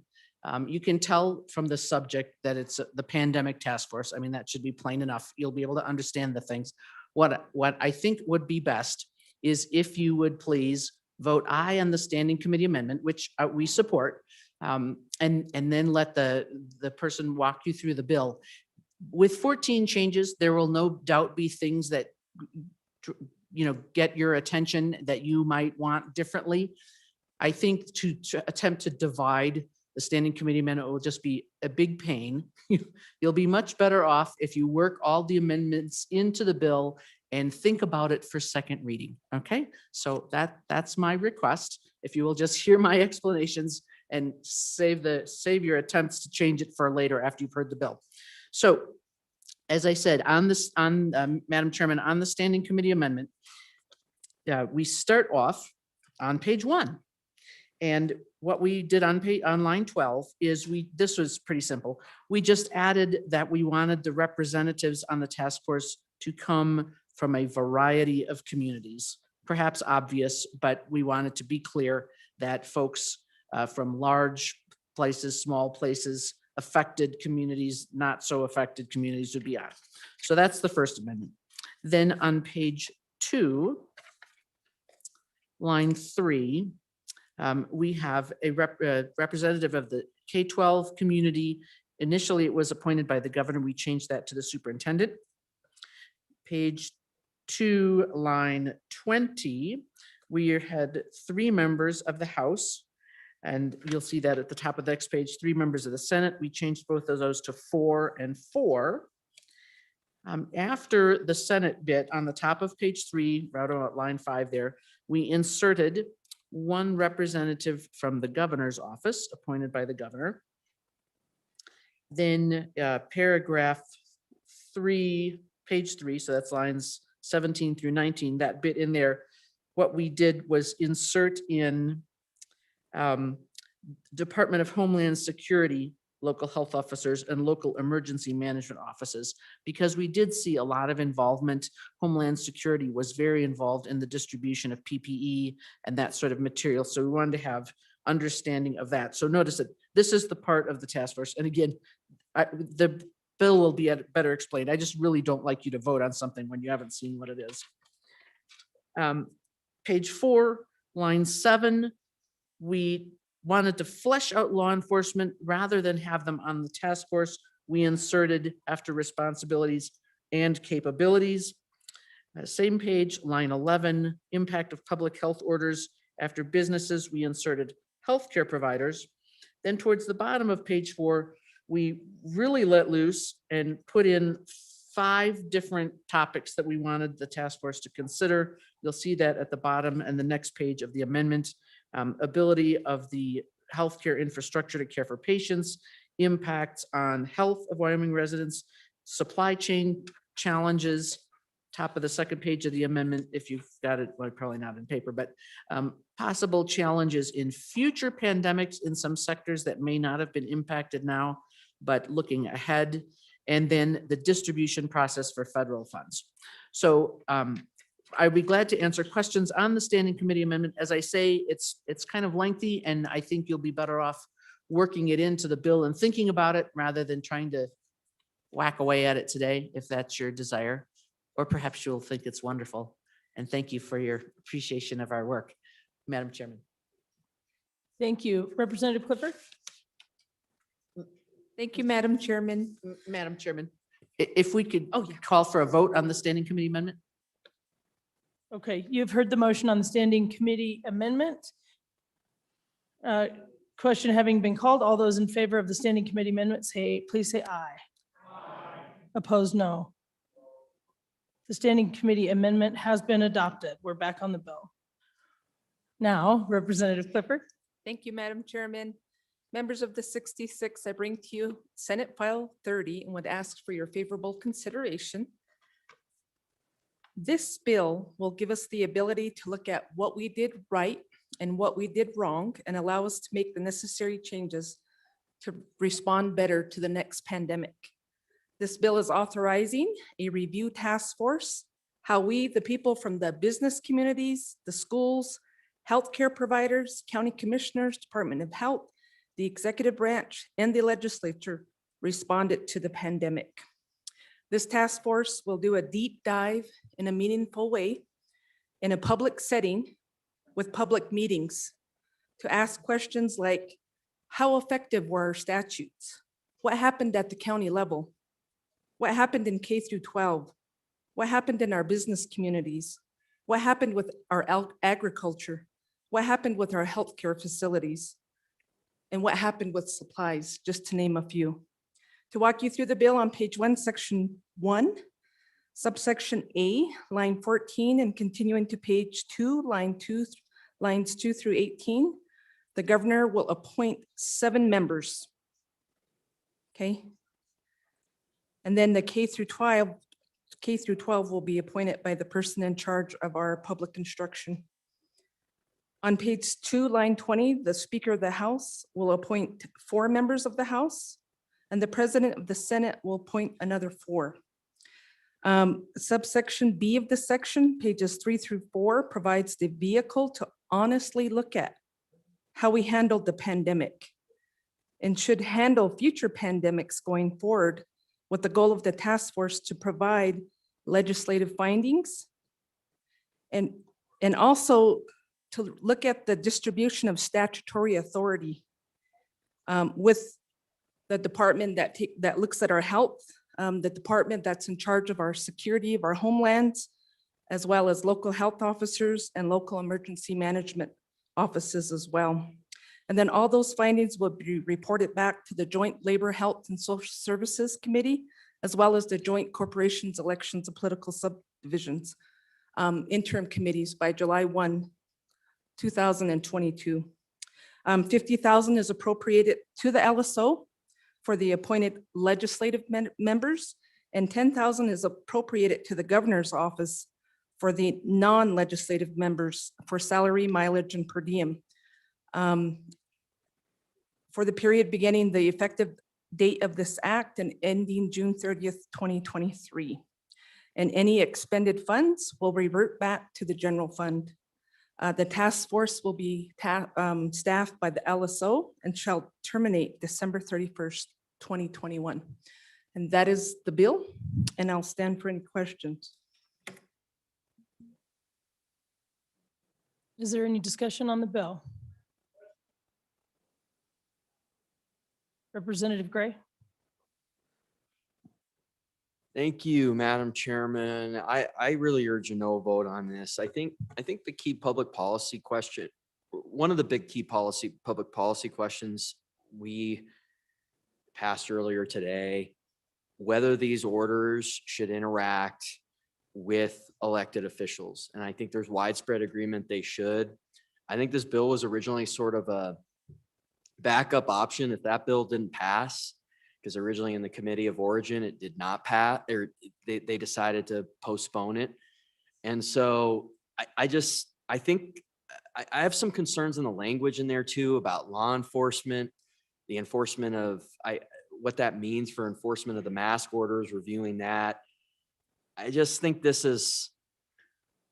I've never seen one of these committees come out with less government, and I highly doubt that will happen on this one as well. And so I would urge a no vote on this bill.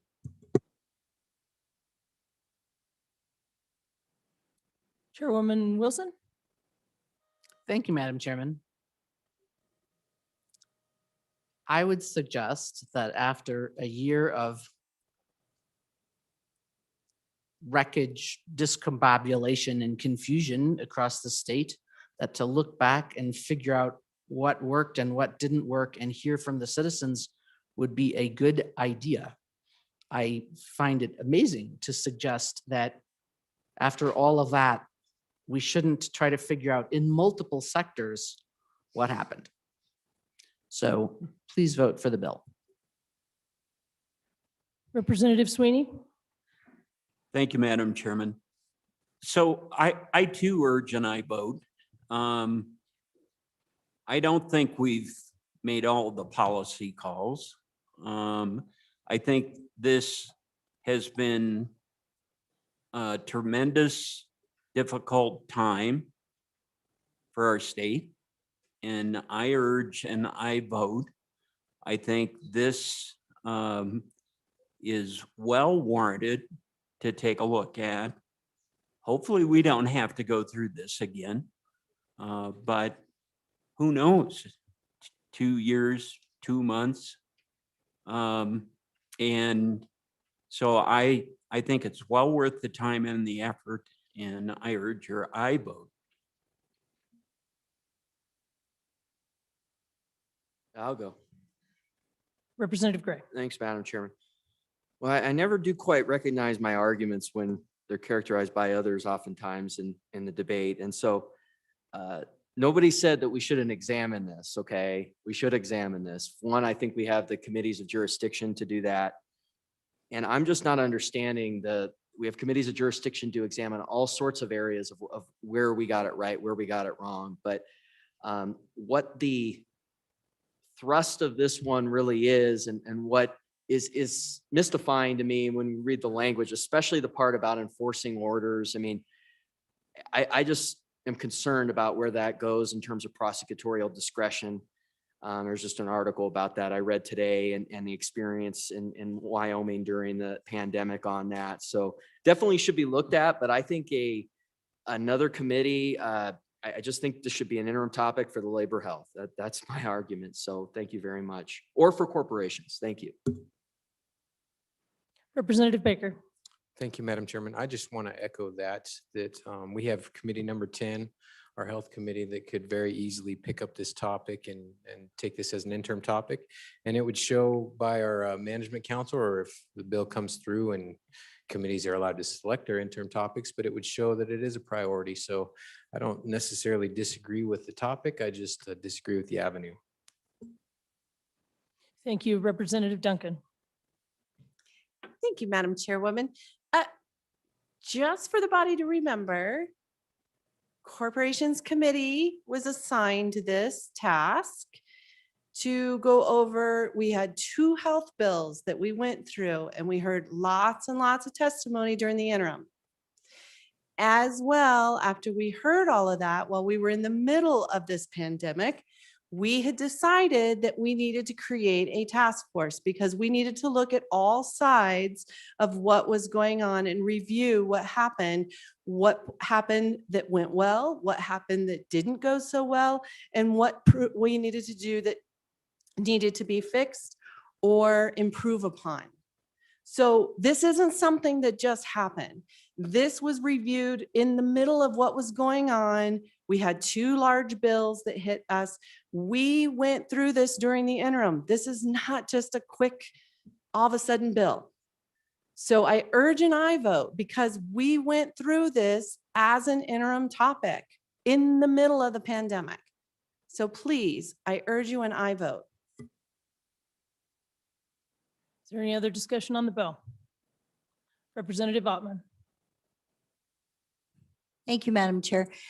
I just wanted to say I'm in agreement with the last speaker. I know a lot of people may not be, but what I'm considering is, number one, if we just have a committee that is on one topic and one group of people, you don't get the discussion, the broad discussion. What happened in the counties? What happened with the police? What happened in the different counties? And I believe that this task force would bring all those players in there that they could sit down and discuss and disagree and offer comments on a broad base of things. And it would give them opportunity to all be together in the same place, not reading reports, not understanding, not phone calls, but to get together and to get some really good conversations going between the entities that are involved. So I am for the bill. Thank you.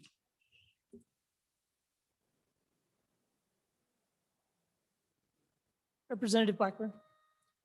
Thank you, Madam Chair.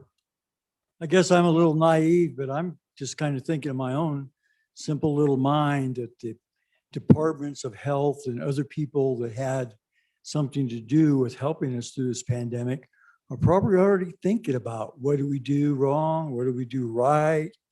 Why? So I ask you, why do we have to spend another $60,000 to have another group of people take a look at this when it's just going to escalate and be much bigger? So I vote no on the bill. Thank you. Representative Henderson.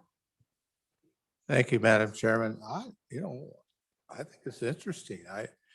I'd be willing to push this on to second reading, look at it a little harder, but I'd like a little more information, please, on why we went from 3 legislators or legislative representatives to 4, please. Thank you.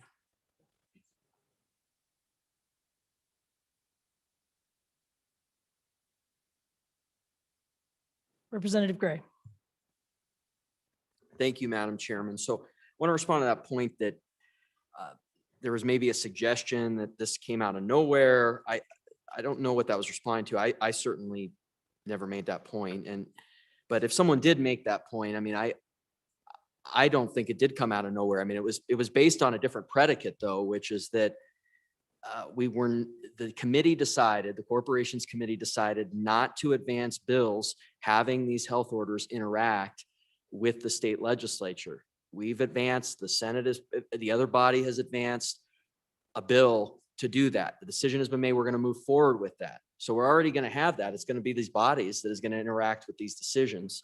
And I think in terms of the historical examination of this, that should go through the committees of jurisdiction. So, I mean, like I thought when I gave the narrative on my understanding of how this came about, I acknowledged this was last summer, but the whole predicate of it was that this was the route they were going to go instead of the health orders bills. And both bodies have been pretty clear that's not the route we're going to go. So I'm asking, what is the need for this? The language in here too, I just think is the direction of this, I think is leaning towards a direction I'm not comfortable with. Let me put it that way. So I think it should go through the committee's jurisdiction. I urge a no vote. Thank you. Representative Hunt. Thank you, Madam Chairman. I've been sitting there listening to debate going back and forth on this, but I don't love the concept, but here's the thing. As has been stated, our state's health department folks are going to have this conversation whether this bill moves forward or not. That's an absolute given. And with the, and I'm not a huge fan of task forces in general, and yeah, you can argue whether or not it's a waste of money, I don't know. But that conversation is going to happen whether this bill goes forward or not. And so with the addition, with the added folks in the task force, including members of this body and the body down the hall, I think that it's prudent that we sit down at the table and have that conversation with as broad of a scope of folks as possible, because while Mike, so that being said, I guess I tentatively support the bill.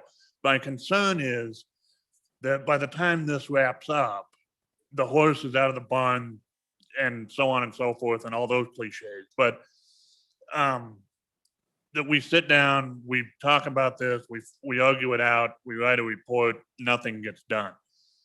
And I think that in the scope of this, I mean, in the moment of this emergency, which we all hope to God is on the way out the door, the time to act is now. And thank goodness we've still got a bill alive that we got through this body this morning that's still in the process. And I'm really hopeful that that sees the light of day on our executive desk. But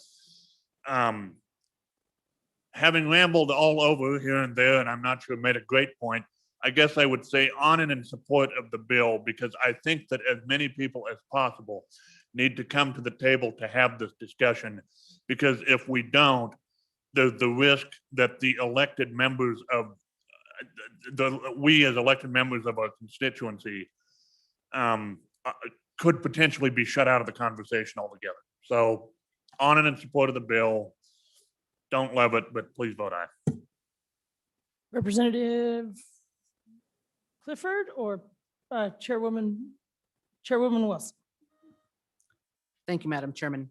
I want to flesh out a little bit some of the items that we put in the amendment and maybe just expand on this, because I think some of the discussion maybe shows, in fact, why we do need a task force. Because if you're thinking that the whole last year was just only about health orders, that's a really small part of what happened. And as I cautioned on a previous bill some while back, we need to remember that massive disruptions in this state could happen for many other reasons. You know, COVID is not the only disease in the world. I mean, there's bubonic plague here. We could have a Nile virus situation. You could have something in the future that was more Homeland Security type thing, something with a water by a bad actor.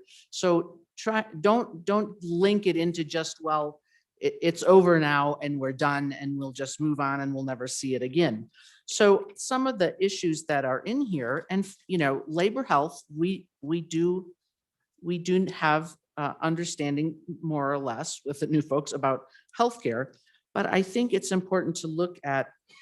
So we want to have input from the K-12 system. What did they do? What can they do better? And how does that interact with the healthcare side? If you look at especially some of the things on the amendments, and I'll look at the bottom of the first page, supply chains with medical and laboratory supplies, retail, ag supplies. One of the things I heard about, and I'm not an ag producer, okay? So if we're gonna have labor health tackle ag issues, those of you who are ag producers, I remember hearing that you were having difficulty shipping your animals. I know that lamb producers had difficulty getting shearers because they couldn't get the shearers in from overseas. I mean, there are a lot, to my understanding, there were a lot of ag issues. I put that in there. Do you really just want the labor committee? Do you want me figuring out what will work better for ag producers? I mean, I don't think you do, frankly. I think you want some other input there. Supply chain issues. We heard a lot of discussion, if you were reading the paper and considering issues of truck drivers, transportation, getting supplies from point A to point B. We've got a crossroads of interstates here. We heard about truck drivers who actually couldn't get food from the truck stops because the people there were concerned about disease. That really, I mean, if you, as we know during a blizzard, if you shut down your transportation system, you're going to really have a problem getting your food and that sort of supplies. One other thing I want to bring in, so then we have possible challenges in the future. As we were talking to them, so we've got in here financial. You might think, what does that have to do? Certainly, it's not an expertise area of the labor committee, but you remember when everybody felt like they had to run out and buy toilet paper, right? The shelves were all empty from meat and toilet paper and all this sort of stuff. What if there was a run on the bank? What, you know, banks don't need to keep all that much money in their actual building. if there were runs on banks down in Texas during this ice storm, electricity went down, the internet went down, people couldn't pay for things, it was cash only. These are all things that need to be considered as we go forward, not to solve what happened last June, but so that we can get our arms around how did the whole state work or not work, and how can we discuss across silos? You know, it won't help that much if ag goes off and figures out how to get their shearers in during COVID, and labor figures out how to send patients in-state or out of state, and corporations, while they're doing redistricting, also figures out how to deal with the run on the bank. It's much better to have it all in one place. I will say, if you still think it's Labor Committee, be sure to talk to Management Council and make sure that they assign Labor Committee about 30 days, because we won't be able to do it in 6. And if we do it in 6, we won't be considering all the topics we really need to consider, like mental health, senior care, provision of healthcare workers, and that sort of thing. So please vote aye on the bill. Question having been called, all those in favor of Chairwoman Wilson's motion that when the committee of the whole rises to report, it do so with the recommendation that Senate File 30 do pass. All those in favor say aye. Those opposed, no. Chair is in doubt. All those in favor, please stand.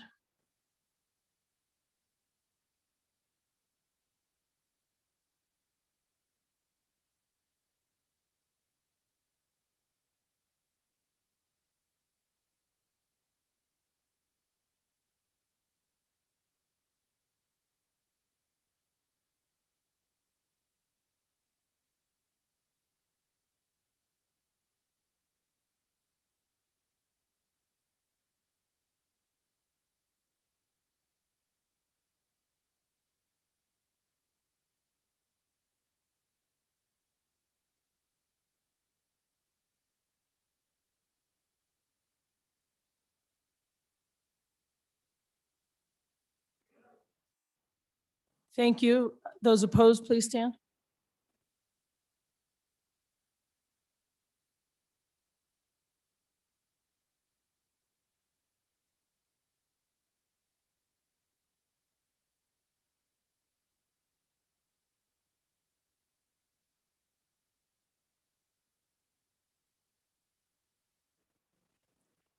Thank you. It was 30 to 24. Senate File 30 has passed the committee of the whole. The next bill for our consideration is Senate File 35. The reading clerk will read the bill. Senate Bill 35, sponsored by Appropriations, State Budget Department, an act relating to administration of government. Mr. Speaker, your committee number 2 Appropriations, to whom is referred Senate File 35, State Budget Department, respectfully report same back to the House with a recommendation that it do pass. Ayes, Representatives Kenner, Larson Lloyd, Nicholas, Schwartz, Simpson, Stith, Walters. Representative Nicholas, Chairman. You have heard the reading of the bill. What is your pleasure, Chairman Nicholas? Thank you, Madam Chairman. I would move when the committee of the whole rise and report, it does so that's with the recommendation that Senate File 35 do pass. I'll turn the presentation of the bill over to the good representative from Casper. Thank you, Representative Walters. Thank you, Madam Chairman. Before you today, members, is Senate File 35. I would ask for your favorable consideration. This is the creation of the Budget Department. This is really just a lateral move. The Budget Department currently exists within the A&I department, and this just makes it a standalone department. And so Section 1 starts on page 2, really. Section A is the plan for the transfer. Section B is the transfer of the agency to a department. It's a type 1 transfer, which is already laid out in statute 92-1707, how to do that. Subsection C says we're transferring the positions, the equipment, and the authority. Subsection D on the top of page 3 is really a technical changes needed. This doesn't change anything else. It's just so that we can make those various renumbering and whatnot. Then we go to Section 2 of the bill. This creates the State Budget Department. The State Budget Department will be 92-101.1, 92-101 1003.1 discusses the administrative head of the department will be appointed by the chief executive with the advice and consent of the body down the hall. On to page 4, it discusses what that administrative head may do and how the process will work. Then on page 5, we have some definitions that are laid out within the Department of A&I, just so that they are further clarified. And then we move on, Madam Chairman, to page 6 and section 3 of the bill. And section 3 of the bill is really the rest of the bill. And all it is going into every statute within our green books and changing statutory citations, as well as changing where it says the department and the budget department within A&I to just the budget department. So the majority of this bill is just conforming language to meet the new definitions created in the first 5 pages of the bill. And Madam Chairman, it's a really simple, straightforward. As I said, this would be considered a lateral move as opposed to an increase in size. So that's how I would best describe it in a short time, and would appreciate your favorable vote. Thank you, Representative Newsom. Thank you, Madam Chairman. Just a short question for the bringer. What's the advantage to this lateral move, and what might be the disadvantages if we go forward with this? Thank you.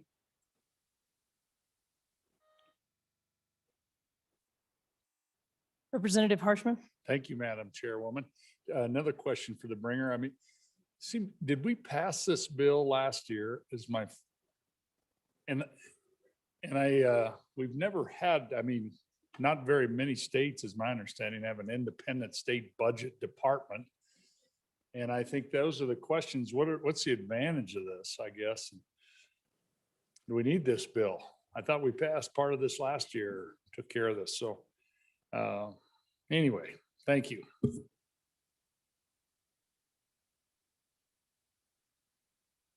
Representative Walters. Thank you, Madam Chairman. So the issue and the question about last year, what we passed last year, I believe, was to start looking at how we would effectuate this. And that's what really is discussed on the top of page 2. That was the plan put into place. The advantage to doing this is currently we have really somebody that acts like a department head that yet has 2 bosses. They have the chief executive as one boss, and they have the department head within A&I as a second boss. And it really creates a conflict there. And so by delineating these as separate entities, then we avoid that conflict that is currently in place. And so, like I said, it creates a smoother process for everything that's going on. Representative Gray. Thank you, Madam Chairman. So last year, when we passed the initial bill to look at this, remind you, this was before the pandemic. We had 3 bills that year, I think, at least 3, to create new agencies. 2 of them passed. This was one of the 2 that passed. And I'm just going to say something I said last time in the context of the other ones. I'm not sure I said it on this one last time, is that the efficiency report asked us to combine functions and agencies. And here we are, 3 years after the report, duplicating, creating new agencies. And it's always the same argument that there's some conflict between the director and the functions. And we've heard it, I've heard it every single time on a creation of a new agency. But the reality is you achieve scale with not combining them, and scale is what we want. And I don't see a compelling reason, and you got to have a really compelling reason to create a whole new, I guess, 4-person agency. And I just haven't really seen it on this one. Of the 3, actually, I'd say this one is the least. So I just urge a no vote. Thank you. Representative Larson. Thank you, Madam Chairman. Just to answer some of those questions, that was passed last year in Senate File 114, where we created the department, the state budget department, and made provisions for a director to be appointed. We knew at that time we'd have to come back this year and realign the statutes from the department that it was in into this new department, which is It's what we're doing. This was expected last year when we adopted the bill. And really should, for those of us that was here last year, we should have been expecting this bill, and it puts the statutory requirements into place, moving them from A&I over into this budget division. Vote for the bill. Question having been called, all those in favor of Chairman Nicholas's motion that when the committee of the whole rises to report, it do so with the recommendation that Senate File 35 do pass. All those in favor say aye. Aye. Those opposed, no. Senate File 35 has passed the committee of the whole. The next bill for our Mr.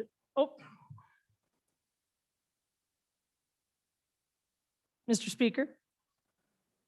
Thank you, Madam Chairman, and privilege of the floor. Please proceed, Mr. Speaker. Thank you, Madam Chairman. So members, you know, we've been in a different place with our health restrictions and stuff, and the teacher of the year, as we introduced a little earlier, she had prepared a video for us, and I just couldn't believe that we were going to watch a video when the star was in the house. So she's graciously decided that she would come down and address the body. So this is Wyoming's 2021 Teacher of the Year, Alexis Barney. She's a 4th and 5th grade teacher from Evansville Elementary in Evansville, Wyoming. Growing up in Saratoga, Wyoming, there's some Saratoga folks here, graduating from the University of Wyoming at Casper. Yeah, there you go, get stout there. Bachelor of Arts degree in elementary education. She has a strong love for her state, certainly does. She is Floss's ground in empowering students to be kind and courageous and creating lifelong learners who are inquisitive and excited about the world around them, finding success no matter their circumstances. So with that, members, please welcome to the floor of the House, your Teacher of the Year, Alexis Barney.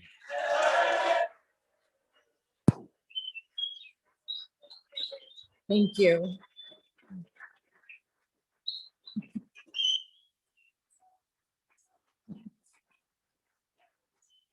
Thank you.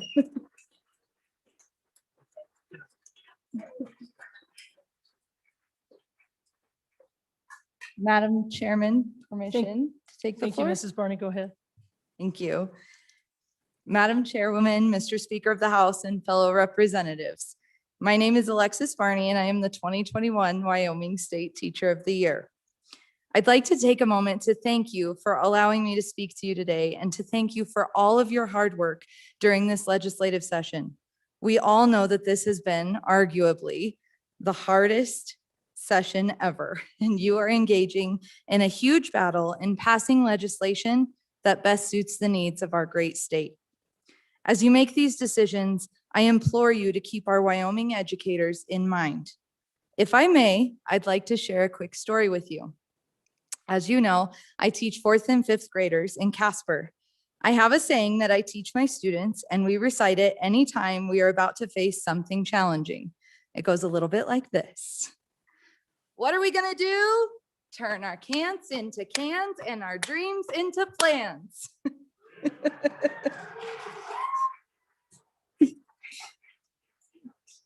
I remind them that instead of allowing their can'ts, their barriers to stop them in their lives, they can instead find opportunities, ways to build a ladder over the barriers, turning those can'ts into cans. In turn, this empowers them with a voice, courage, and hope in overcoming any obstacle. This last year has certainly been hard in the world of education, but we have all seen the magic that teachers have brought to the profession. Their strength in pivoting time and time again to meet the needs of their students has been nothing short of miraculous. I am proud to be in such strong company. We have proven that we can turn our can'ts into cans. This has just continued to pave the way and provide an example to our students, the future of Wyoming, and proven that when we stand together, we can do anything. My message to you comes down to having the courage to find your voice and creativity in order to be an unstoppable voice for our teachers and our students. Life is full of can'ts, but we have a choice.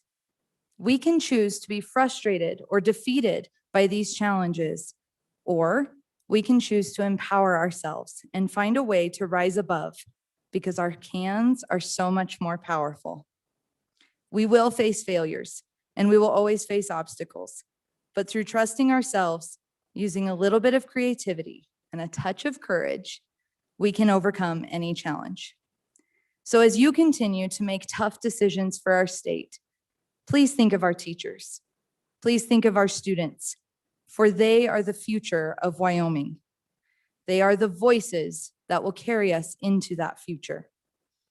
You have a magical opportunity to make change and to make a difference that will have a ripple effect for years to come, turning some students' dreams into reality. Thank you.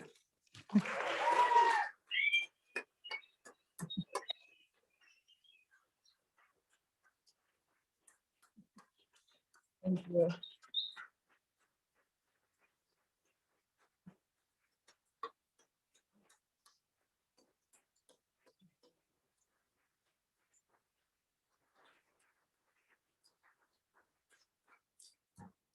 So Mrs. Barney, we're so glad you're here with us.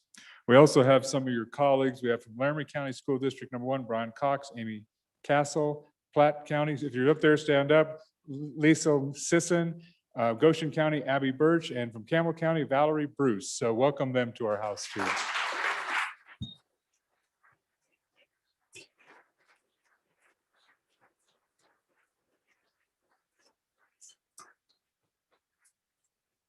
Madam Chairman, I just take one further privilege. So here's a little token of the Wyoming legislature to take back to your students to prove you weren't just skipping school. This was an educational trip. And we're going to have you go right down this aisle and then you can come back up that aisle. And that's the high five thing. Now, you don't have to high five this crowd if you don't want to, but this is us showing our respect for you and the work you're doing. Thank you very much. Congratulations.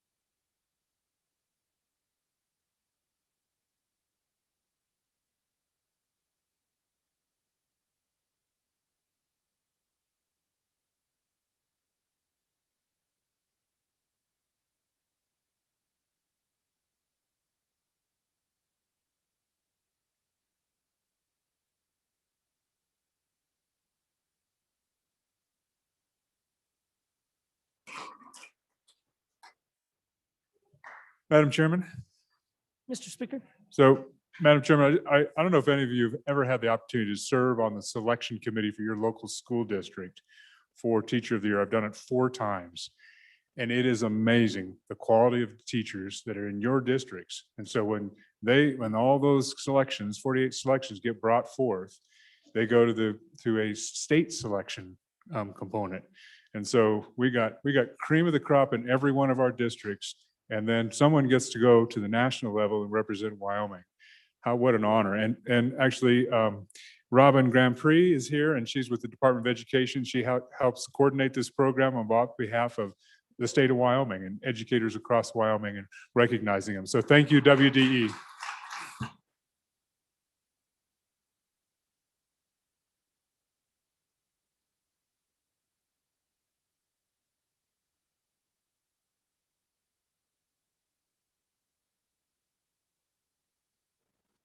That was quite an honor. Now back to work. The next bill for, the next bill for our consideration is Senate File 36. The reading clerk will read the bill. Senate File 36, sponsored by Blockchain, for-profit public benefit corporations, an act relating to corporations. Mr. Speaker, your committee number 7, corporations, elections, and political subdivisions, to whom was referred Senate File 36 engrossed for public profit benefit corporations, respectfully report same back to the House with the recommendation that it do pass.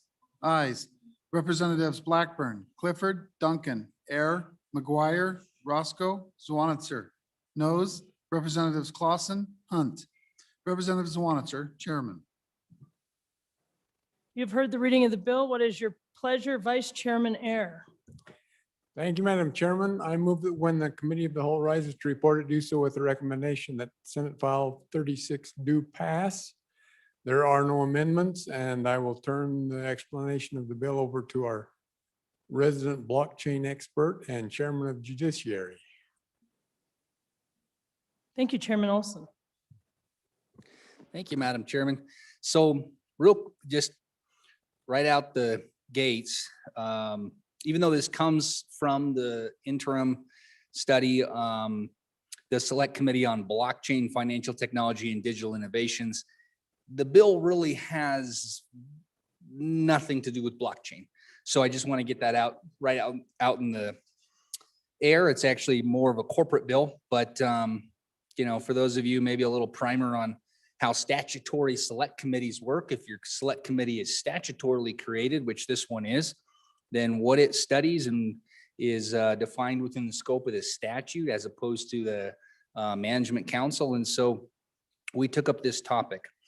So this is a for-profit public benefit corporation. So we're creating a new species of business entity in Wyoming. And the way I like to look at this is I like to first think about what it's not in our corporate law. And it's not a nonprofit or charity. So we're not talking about nonprofits, and it's not a corporation, but what it is the hybrid. You can think of it in a way of a hybrid of the two, but it's not a nonprofit. So it is distinct by itself. In fact, the bill very clearly under our corporate acts does not allow for merger or consolidation of a nonprofit into the for-profit public benefit corporation, although we do allow for an existing corporation to convert itself into a for-profit public benefit. So that's why I say it's not a nonprofit. So what is it? In summary, in non-legal jargon, it's simply a corporation that gets to exist for a dual purpose. So corporation, while it can exist for any stated purpose, typically your articles of incorporation say, my corporation exists for any lawful purpose. But at the end of the day, we all know what corporations exist for, whatever their purpose may be. It's to drive profit. So that's what a corporation does. Creates profit, sends it back to its shareholders. A for-profit public benefit corporation allows the company to have a dual purpose of driving profit for its shareholders while balancing that drive with whatever its public beneficial purpose is. So that's what we're creating. I guess I'll note the reason why it made its way into the blockchain select committee is simply that in the financial technology world, in the digital innovation world, there's great interest for this style of corporation, which isn't unique. It exists in Delaware, for example, which actually exists in 36 states. So pretty common creature in American law. And a lot of what we have is molded after the Delaware statutes, although we looked at obviously across the board those 36 states. So let's look at the bill. What does it do? First of all, our Wyoming Business Corporation Act applies to these for-profit public benefit companies. So our existing corporate law is going to apply to them. And then basically pages 1 through 11 carve out some specificity beyond that we want to apply specifically to our for public benefit corporations. So you go to page 4, creating a statute 1731-104, contents of articles of incorporation. What we want to include in their articles of incorporation are the following. Line 8 shall include, and then lines 10 through 14 sum it all up. Number 1, we want them to identify one or more public benefits that they're promoting as the corporation. So remember that dual purpose. We want you to state in your articles, what is your purpose? Now remember, articles of incorporation are filed with the office that oversees all business filings and managements. So now the whole world knows what is the purpose of the public benefit of this corporation. And then number 2, we want it to clearly state that it is a for-profit public benefit corporation. Those are the main requirements. The bottom of that page, requirements deal with naming conventions. Don't require them to put a special naming convention like Public Benefit Corporation or PBC after their name, but they can. If they don't, the rest of that statute just tells us that you need to put out a notice to all of your shareholders, any ones that are issued stock now or at incorporation or in the future, that you are in fact a for-profit public benefit corporation. And again, what is your dual purpose? Page 5 talks about the nonprofits. I mentioned that earlier. We're not going to allow nonprofits to fold into these. Pages 6 and 7 deal with our duties of our directors. And it's what I stated really in my intro, which is what we're trying to do is allow for that balance. And I should back up and maybe explain legally why this matters. Because if I'm a stockholder in a corporation, for example, and I believe that the directors of the company that I own stock in didn't do everything they should have done to drive profit back to me in my dividend. So they do something, whether that, let's just say they do something negligent, or they just don't pursue the best interests of the company. I'm going to probably initiate a lawsuit as a stockholder. Now, so that's where the key of the balance comes in with this company, because now we're saying, well, as long as you are balancing profit-driven pursuit back to the shareholders with whatever this public benefit is that is the purpose of your company, then we're going to eliminate that sole liability that the director may have to drive the profit. So we're going to allow them to act in both areas. And the bill doesn't specify what that balance is. You know, we're asked that question from the good Committee on Corporations. Is the balance 50% public benefit interest and 50% profit? Is it 70-30? We don't know. That's not defined. We're just saying balance. And I think as the shareholders, you would decide that. If you felt like it was a healthy balance, you wouldn't initiate a lawsuit against your own directors. If you felt like the balance became unhealthy, you would. And ultimately, over time, cases of case law would define really kind of what that balance is in that particular type of industry. That's page 6, 7, rolling over to the rest of the bill. The rest of the bill has a lot to do with noticing. So, and some of that was back on page 6 and 7 as well. You know, talked about the noticing that you would send out to your shareholders. And we're going to require notices as well. The for-profit company will send those out at least annually. And when they do send out a notice, they're not just going to have to once again reiterate, hey, we're this unique creature of law. Here's our beneficial purpose. They're also going to have to provide a little bit of information on statistically how that's working out. So you go over to page 8, carrying over to page 9. What do they have to include in the notice? Really, what are the objectives of the company? What is that beneficial purpose? Are they meeting that beneficial purpose? Are they driving towards the beneficial purpose? So we're going to make sure that our shareholders are well informed on the company's pursuit of that purpose. And then lastly, page 10 is the enforcement. I've been talking about that. So how do you enforce all of this? An action is brought, and we have a limitation on that. So you can see on page 10, 1731, 109, enforcement of balancing requirements could be an individual or derivative action, but it cannot be brought unless the plaintiffs in the proceeding own individually or collectively. And then we have two different standards. One is at least 2% of the corporation's outstanding shares, or in the case of a corporation with shares listed on National Security Exchange, the lesser of the percentage of shares, the corporation with a market value of at least $2 million. Last part of the bill, page 11. No effect on other corporations. Again, we're applying existing corporate law to this new creature, but whatever we've carved out specifically for this creature of law, for the for-profit public benefit corporation, we're saying these statutes don't have effect on our existing corporate law. So your existing, typical S corp that you might file for. And that's it. That is the bill. I will certainly take any questions. Chairman Greer.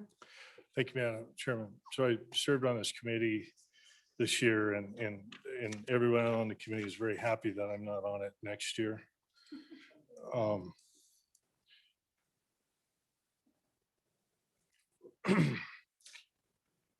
We're trying to be competitive with other states, and this is a step to do this. And it's true, this committee received a lot of testimony from people saying that this was a good tool that they'd like to see in Wyoming, and it keeps us competitive, just like what you've heard me talk about with our changes to our trust laws. But one of the things I want to get this provision out that bothers me about this. Okay, so right now we do have a lot of corporations that are out there that are set up as profit corporations. They have a more of a benevolent bent to them. I mean, there's one about every other pair of socks sold goes to the homeless. Perfect. Taking care of the homeless, taking care of the shareholders, wildly successful. A lot of folks are out there talking about their products are good for the environment, or that they pick up trash or plastic bottles that are everywhere. And then with that, they donate.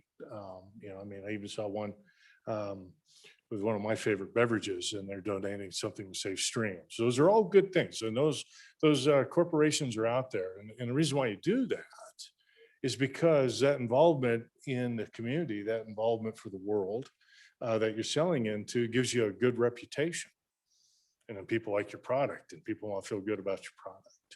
So what they're saying here is that now we have to make darn sure, and I understand this, that if we have maybe crossed a certain line where what we're doing is more driven towards a benevolent or a nonprofit type of motive, that a shareholder can't come sue the directors. Okay. Here's the one that bothers me with it, and it's on page 3, and we discussed this at length, and the committee tried to appease me, and then finally they said enough of you and voted the bill out. That's fine. I respect that. I just do want us to have a bit of a discussion when we look at page 3 in line 6. Right now, organizations that are involved in protecting the environment are typically nonprofit organizations, and they work.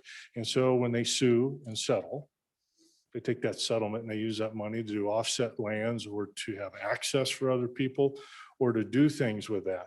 They don't take it and put it in their pocket and go buy another home or invest it for their retirement. This would allow that to happen. So you could do something, have something set up, it'd be good to protect the environment, sue and settle, knock that out. I'm going to take the profits and put it in my pocket or give it to my shareholders. That's the one thing that bothers me. And I just wanted to give the good chairman of blockchain technology an opportunity to explain that to the body. Thank you. Chairman Olson.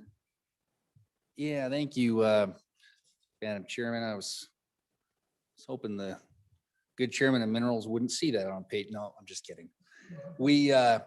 It's a valid point. We had a robust discussion. What we're talking about, just to hone in a little more, page 3, lines 1 through 7 is the definition of a public benefit. So what is a public benefit? And it's not limited to the list that you see, which includes line 6. It's not limited to the list of lines 5 through 7. It says including, so I think that number one. Number two, yeah, these are certainly policy choices right here. I don't know that I or anyone is necessarily wed to any one particular item on the list. Maybe the list isn't long enough for you, which I point out that it's not limited to this list for that purpose, so we don't have to create a long list. Suppose you don't have to have a list at all. You could simply say this is for any beneficent purpose or public purpose. We, in looking across 36 states that have this law, what we did is compare and look at the lists they have. You know, that's how we landed based on looking at what other 36 states have. Policy choice wise, you come back. If that's an issue for the chairman of minerals on second reading, I would certainly entertain a motion to make any adjustment to that list that the body saw necessary. Ultimately, at the end of the day, very first part of what the chairman of minerals said is the most important part of this bill, which is just attracting new business to Wyoming. This is a key to the diversification component that we've been working on for many years in this legislature and will continue to work on. I mentioned earlier in my opening comments is little to do with blockchain. I said that because I'm a huge proponent of blockchain, but I'm a huge proponent of diversification of our economy. And so you do that with as many tools as you can. You just keep putting the tools out there. This is one more tool for Wyoming to have. These corporations, whether you pass this law or not, these corporations already exist, 36 other states. They're going to continue to exist. They're going to continue to file, but this gives us an opportunity to get in the game and start attracting some of those businesses. Policy choice on anything on the list, second reading amendment. Let's have that discussion then. That'd be great. Representative Hunt. Thank you, Madam Chairman. The good country lawyer has pointed out one of the concerns I have with this bill, but my main concern is just the concept in and of itself. And I understand this isn't new. It's not revolutionary. Dozens of other states are already doing this. Excuse me. But here's what bothers me is the general idea that we are opening the door to this gray area where we currently, and there's more details to it than what I'm getting at, but I mean, you've got for-profit corporations and you have nonprofits, right? And now this is opening this gray area in between for, I'm not even entirely sure what, but what bothers me the most might be the language on page 6, line 17, where it's saying that we're balances the pecuniary interests of the stockholders and the public benefits identified in the articles of incorporation. And so I understand we're not forcing anybody to do anything. If a company wants to come in and do this, we're letting them do that. If a current company that currently exists in Wyoming want to change their articles and do this, they can do that. But what I am worried about is that we are inviting these new age pseudo-capitalist entities into the state that are going to get the best of both worlds when they form this new kind of entity. And so it's what I'm getting at here, it's the environmental aspect of it is just, to me, just scratches the surface. It's the environmentalism aspect, it's the social justice aspect. It's this very broad array of politicizing capitalism. And we are politicizing with this, I'm afraid, the forming of the businesses. And so that's my chief concern, and I get it. We're just giving people another option, nothing's being forced. But why would we want to potentially go down that route? I don't understand that. And if the argument is in the interest of economic diversification, well, here's another option. I'll grant it that. But when we're saying the balancing the pecuniary interests of the stockholders, which is what the definition of for-profit capitalism has been for 200 years, and then we're meshing it with this broad array of nonprofit, and i.e., to my understanding, potentially political causes, I really think we're opening a Pandora's box here that we do not want to get into. So on and against the bill. Thank you. Chairwoman Wilson? Thank you, Madam Chairman. The question I have, and I apologize if it was addressed, I missed a little bit of the beginning. I don't see references to like Title 39 and such, the areas that deal with taxation.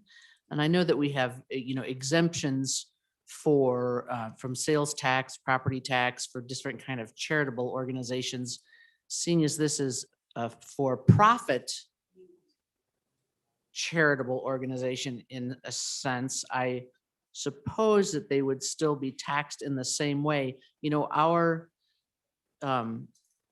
exemptions and registering with the certain secretary's office as far as a charitable organization in Wyoming don't necessarily mesh 100% with the federal question. And I just wonder if there was discussion on how these would be rolled into the tax statutes. Chairman Olson? Yeah, thank you. That question couldn't have been more perfectly timed, because I was just going to respond to the good former chairman of agriculture's statements with the answer to the chairman of labor's question, because there is no blurry line. There's no blur line here. These are not nonprofits. They are not nonprofits, and they are taxed. The reason you don't have references in your bill of the taxation is because nothing changes. They are taxed exactly like an S corp. So to me, there is no blur. There's no blurring line. There's no meshing. I may have called it a hybrid just to try to wrap our arms around it, but they are go back to my initial statement. These are not nonprofits. They do not receive any tax benefit because of that, nor will they. They are taxed under IRS law as an S corp. All that changes is you get to put in your articles of incorporation exactly what, the boilerplate when you file a corporation is any legal purpose. That's what almost every article says out there in the universe. Now you get to say what your purpose is, and you get to work towards that purpose with a limitation on liability from your own stockholders. But nothing changes on IRS taxation. Nothing changes in how the legal entity is treated under law otherwise. It's treated just like a corporation for all of their purposes and for liability purposes, et cetera. Nothing changes there. It's just the derivative and individual action by the shareholders when it comes to profit versus balancing it with its beneficial purpose. So great question. Great question. Any further discussion? Representative Ottman? Thank you, Madam Chairman and Mr. Chairman. Just to elaborate, okay, because there's a lot of things here, and I know that your task force and committee has worked long and hard on this with a varied group of people. But what I was hoping, please tell me what instituted the idea that we need a definition of new types of corporations. I mean, what kind of businesses are we looking at? Where'd that come from? I know Delaware was a prime example to you. And then I didn't know there was 36 other states. If you could just give some more background. Thank you. Chairman Olson? Yep. Thank you, Madam Chairman. Good questions. Yep. There are 36 other states that have laws for-profit public benefit corporations. May call them a few different things. You may, if you're doing a search for this, you may see them called, public benefit, something, may or may not be called for-profit public benefit, may be called public benefit, but 36 other states have this concept. And then to the question of why. So this is one of the things that I actually enjoy most about the Select Committee on Financial Technology, Digital Innovation, and Blockchain is, and especially now in the Zoom world, is the people that attend our meetings come from all over the world, all over the country, and especially now in the Zoom world. And so this originated, what we do to set our interim topics is we actually hold a public meeting, and we did that, over a year ago, and we just invited the public in, and we actually had a couple of companies. One of them is an ag company, and another company over the hill in the city of the university, or companies that want to form, anyway, is what I should say. Folks that want to form companies and are very interested in doing it in Wyoming. And I mean, basically it comes down to, hey, this is the style of company we want. And if you offered this, we would form and we would be right here in Wyoming. So at the end of the day, that's where the genesis came from, is that we actually had, folks out there who said this would be a great idea. And we're hoping that we pass this into law, get a couple of those companies set up, more see what's going on in Wyoming, and they start availing themselves of the business formation and maintenance in Wyoming, and we continue to bring more companies to Wyoming. Question having been called, all those in favor of Vice Chairman Ayers' motion that when the committee of the whole rises to report, it do so with the recommendation that Senate File 36 do pass. All those in favor say aye. Aye. Those opposed, no. No. Senate File 36 has passed the committee of the whole. Majority Floor Leader. Madam Chairman, I move that the committee of the whole rise and report. You have heard the motion. All those in favor say aye. Opposed, no. The motion carries.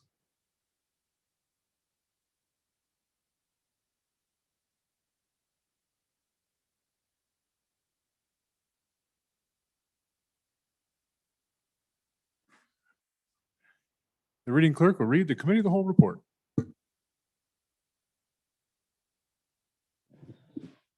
Mr. Speaker, Oh, your sorry. committee of the whole, having had under consideration, yes. Mr. Speaker, your committee of the whole, having had under consideration bills on general file, begs leave to report as follows. Senate File 13, do pass amended. Senate File 21, do pass. Senate File 23, do pass. Senate File 25, do pass amended. Senate File 30, do pass amended. Senate File 35, do pass. Senate File 36, do pass. Representative Oakley, Chairman. I move the adoption of the committee of the whole report. You've heard the motion to adopt the committee of the whole report. All those in favor, please say aye. Those opposed, say no. Congratulations, Representative Oakley.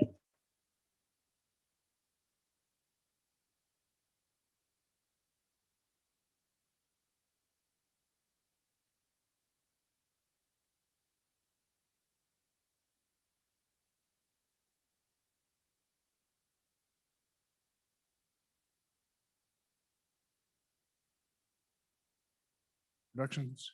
Members, with that order of business of Senate files on first reading, the first Senate file for consideration, Senate file number 139. Senate File 139, sponsored by Senate Appropriations. First reading of the bill. Community-based in-home services program. Senate file 139 is referred to committee number 2, appropriations. Next Senate file for consideration is Senate file 130. Senate File 130, sponsored by Senator Driscoll. First reading of the bill. Charter schools. Senate file 130 is referred to committee number 4, education. Next Senate file for consideration is Senate file 141. Senate File 141, sponsored by Senator Perkins. First reading of the bill. Business entities, representation and detainer cases. Senate file 141 is referred to committee number 9, minerals. Messages from the Senate. Message 277. Mr. Speaker, The bill listed below passed the Senate on third reading in an amended form by the vote indicated. Senate File 28, Motor Vehicles Security Interest Perfection. Ayes 30. Sincerely, Ellen Thompson, Senate Chief Clerk. Message 278. Mr. Speaker, the bill listed below failed to pass the Senate's third reading by the vote indicated. Senate File 104, Anesthesiologist Assistance. Ayes 30, noes 16, conflict 1. Sincerely, Ellen Thompson, Senate Chief Clerk. Message 279. Mr. Speaker, the bill listed below passed the Senate on third reading in an amended form by the vote indicated. Senate File 112, Insurance Discount for Accident Prevention Training. Ayes 30. Sincerely, Ellen Thompson, Senate Chief Clerk. Message 280. Mr. Speaker, the bill listed below passed the Senate on third reading in an amended form by the vote indicated. Senate File 127, Wyoming Learn While You Earn Program. Ayes 29, noes 1. Sincerely, Ellen Thompson, Senate Chief Clerk. Message 281. Mr. Speaker, the bill listed below passed the Senate on third reading in an amended form by the vote indicated. Senate File 138, School Board Trustees, Party Affiliation. Ayes 16, noes 14. Sincerely, Ellen Thompson, Senate Chief Clerk. Message 282. Mr. Speaker, the bill listed below passed the Senate on third reading by the vote indicated. Senate File 139, Community-Based In-Home Services Program. Ayes 28, noes 2. Sincerely, Ellen Thompson, Senate Chief Clerk. Message 283. Mr. Speaker, the bill listed below passed the Senate on third reading by the vote indicated. Senate File 141, Business Entities, Representation and Detainer Cases. Ayes 30. Sincerely, Ellen Thompson, Senate Chief Clerk. Message 284. Mr. Speaker, the bill listed below passed the Senate on third reading in an amended form by the vote indicated. Senate File 81, Second Amendment Preservation Act. Ayes 24, noes 6. Message 285.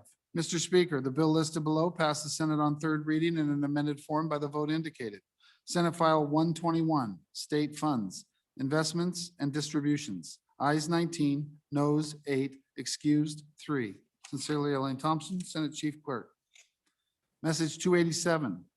Mr. Speaker, the bill listed below failed to pass the Senate's third reading by the vote indicated. Senate File 145, Election Runoffs. Ayes 14, noes 15, excused 1. Sincerely, Ellen Thompson, Senate Chief Clerk. Well, the Senate has been busy. I see a Representative Sweeney. Thank you, Mr. Speaker. Having voted on the prevailing side of House Bill 247, I move to reconsider the third reading vote on House Bill 247. Thank you, Mr. Speaker. So I just want to clarify, Representative Sweeney, are you notifying that it'll be reconsidered tomorrow? No, You'd like to Mr. Speaker. You'd like to reconsider it today? Yes, Mr. Speaker. All right, let me get my script.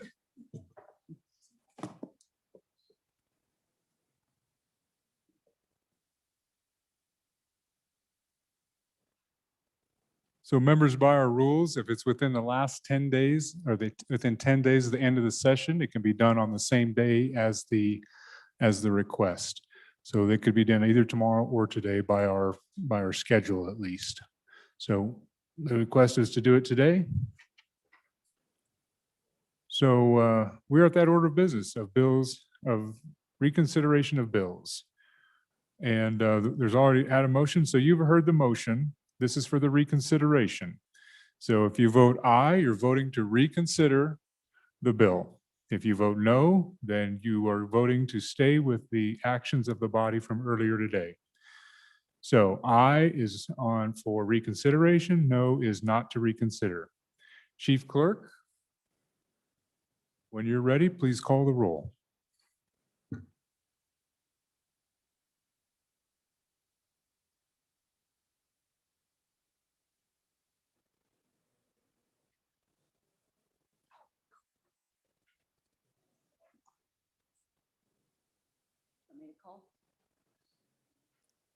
Please call the roll Okay. on the reconsideration. Reconsideration on House Bill 247. Andrew. Baker. Banks. Bear. Blackburn. Brown. Brown. Burkhart. Burt. Clausen. Clifford. Connolly. Crago. Duncan. Eklund. Air. Flitner. Fortner. Gray. Greer. Hallinan. Hallinan. Haroldson. Harshman. Heiner. Henderson. Hunt. Jennings. Kenner. Knapp. Larson Lloyd. Larson Dan. McGuire. Martinez. Nyman. Newsom. Nicholas. Oakley. Obermuller. O'Hearn. Olson. Ottman. Paxton. Provenza. Roscoe. Schwartz. Sherwood. Simpson. Summers. Stith. Stivar. Sweeney. Walters. Washit. Western. Wharf. Williams. Wilson. Winter. Yin. Zawanitzer. Mr. Speaker. Aye. Brown. Excused. Burkhart. Excused. Connolly. Excused. Hallinan. Excused. Larson Dan. Excused. Closing vote. Are there any changes? Larson Lloyd. Oh, Bear. Aye to no. Further changes? Closing vote. The vote is closed. 31 aye, 24 no, 5 excused. So the motion for reconsider has been adopted. So now we're on the bill. So members, we are back to the original question. House Bill 247, having been read 3 separate times, the question is, shall the bill pass? Chief Clerk, please call the roll. Andrew. Baker. Banks. Bear. Blackburn. Brown, excused. Burkhart, excused. Burt. Clausen. Clifford. Connolly, excused. Crago. Duncan. Eklund. Air. Flitner. Fortner. Gray. Greer. Hallinan, excused. Haroldson. Harshman. Heiner. Henderson. Hunt. Jennings. Kenner. Knapp. Larson Lloyd. Larson Dan, excused. McGuire. Martinez. Nyman. Newsom. Nicholas. Oakley. Obermuller. O'Hearn. Olson. Ottman. Paxton. Provenza. Roscoe. Schwartz. Sherwood. Simpson. Summers. Stith. Aye. Stivar. Sweeney. Walters. Washit. Western. Wharf. Williams. Wilson. Winter. Yin. Zawanitzer. Mr. Speaker. Aye. Closing vote. Are there any changes? Closing vote. The vote is closed. 31 aye, 24 no, 5 excused. House Bill 247, having received the affirmative vote of the majority of the members elected to the House, House Bill 247 has passed the House. Reports from standing committees. Mr. Speaker, your committee number 2 appropriations, to whom was referred Senate File 2 engrossed, School Facilities Project Prioritization. Respectfully report same back to the House with the recommendation that it do pass with the following amendments. Ayes. Representatives Kenner, Larson Lloyd, Nicholas, Schwartz, Simpson, Stith, Walters. Representative Nicholas, Chairman. Mr. Speaker, your committee number 2 appropriations, to whom was referred Senate File 50 engrossed, COVID-19 Business Relief Program Agriculture. Respectfully report same back to the House with the recommendation that it do pass with the following amendments. Ayes. Representatives Kenner, Larson Lloyd, Nicholas, Schwartz, Stith, Walters. Excused, Representative Simpson. Representative Nicholas, Chairman. Mr. Speaker, your committee number 7, Corporations, Elections, and Political Subdivisions, to whom was referred Senate File 74, Athletic Trainer Revisions. Respectfully report same back to the House with the recommendation that it do pass. Ayes. Representatives Clausen, Clifford, Duncan, Air, Hunt, McGuire, Roscoe, Swanitzer. Noes, Representative Blackburn. Representative Swanitzer, Chairman. Mr. Speaker, your committee number 7, Corporations, Elections, and Political Subdivisions, to whom was referred Senate File 102 engrossed, Unclaimed Cooperative Utility Deposits and Payments. Respectfully report same back to the House with the recommendation that it do pass. Ayes. Representatives Blackburn, Clausen, Clifford, Duncan, Air, Hunt, McGuire, Roscoe, Swanitzer. Representative Swanitzer, Chairman. Mr. Speaker, your committee number 8, Transportation and Highways and Military Affairs, to whom was referred Senate File 7 engrossed, Autonomous Vehicles. Respectfully report same back to the House with the recommendation that do pass with the following amendments. Ayes. Representatives Burkhart, Burt, Henderson, Obermueller, O'Hearn. Noes, Representatives Baker, Brown, McGuire, Stivar. Representative Burkhart, Chairman. Mr. Speaker, your committee number 9, Minerals, Business, and Economic Development, to whom was referred Senate File 38 engrossed, Decentralized Autonomous Organizations. Respectfully report same back to the House with the recommendation that it do pass. Ayes. Representatives Bear, Burkhart, Duncan, Air, Gray, Greer, Heiner, Sherwood, Western. Representative Greer, Chairman.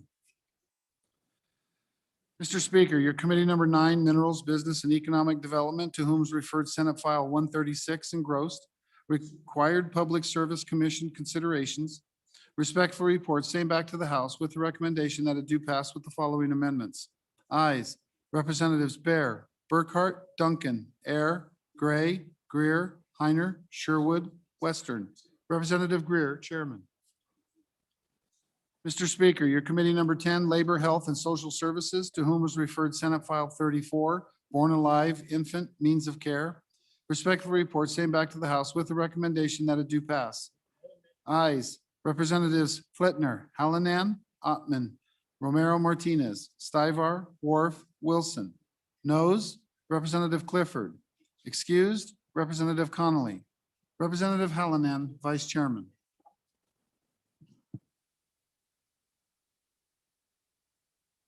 Mr. Majority Floor Leader, that clears the desk. Mr. Speaker, I move that the House adjourn until 10 a.m. tomorrow, the 25th day of March, 2021. Committee announcements. Chairman Eklund's. Chairman Eklund's in first. There he is. He's to the lead of the pack. There he is. Chairman Eklund, please proceed. Thank you, Mr. Speaker. Your committee number 5, Agriculture, will meet tomorrow morning at 7 o'clock to consider 2 bills, Senate File 114 and Senate File 122. I've talked to several of you about 122. It's a fairly lengthy bill, so everybody please try to read, study that, and we're going to try to get both of these bills done tomorrow morning and voted on. Thank you. Chairman Harshman. Thank you, Mr. Speaker. Your committee number 3, Revenue, will meet tomorrow, Thursday, March 25th at 8 a.m. Capital Extension East 3 and online. Really, we have just one bill, Mr. Speaker, Senate File 85 engrossed property tax report and exemptions. We do have Senate File 45 listed, but really we passed that Senate File 60 in our little 15-day or 8-day or whatever it was session. And so we're just going to look at it and lay that one on the table. So thank you, Mr. Speaker. Thank you, Chairman Nicholas. Thank you, Mr. Speaker. Ladies and gentlemen, your joint conference committee will meet on adjournment and continue the negotiations on the budget. And we'll probably, if we do not finish tonight, we'll continue tomorrow morning. Thank you, Chairman Olson. Yeah, thank you, Mr. Speaker. Committee number 1, Judiciary, will meet upon noon recess tomorrow to consider Senate File 49, deferral of criminal sentence amendments, and Senate File 75, protective order amendments. Thank you. Thank you. Any other announcements? Any other announcements? Privilege of the floor, Representative McGuire. Thank you, Mr. Speaker. Privilege of the floor. The House Republican Caucus will be meeting in 15 minutes in the auditorium in the extension. Thank you, Mr. Speaker. Any other announcements? Any other announcements? Mr. Majority Floor Leader. Mr. Speaker, so the committee of the whole list for tomorrow is Senate File 44, Senate File 40, Senate File 52, Senate File 56, Senate File 58, Senate File 62, Senate File 72, Senate File 79, Senate File 93, and Senate File 119. And I'll repeat that list. 44, 40, 52, 56, 58, 62, 72, 79, 93, and 119. Thank you. Thank you. Privilege of the floor, Representative McGuire. Thank you, Mr. Speaker. I'd like to revise the location of the House Republican Caucus to the historic territorial chambers just down the hallway. So we're going to change the location, not the auditorium. It'll be right down the hall in the historic territorial chamber. Thank you, Mr. Speaker. Thank you very much. Anything further for the good of the body? Seeing nothing. Members, all those in favor of the majority floor leader's motion that we adjourn until 10 a.m. Thursday, March 25th, 2021, which will be our 26th day of the 66th Wyoming General Session. All those in favor say aye.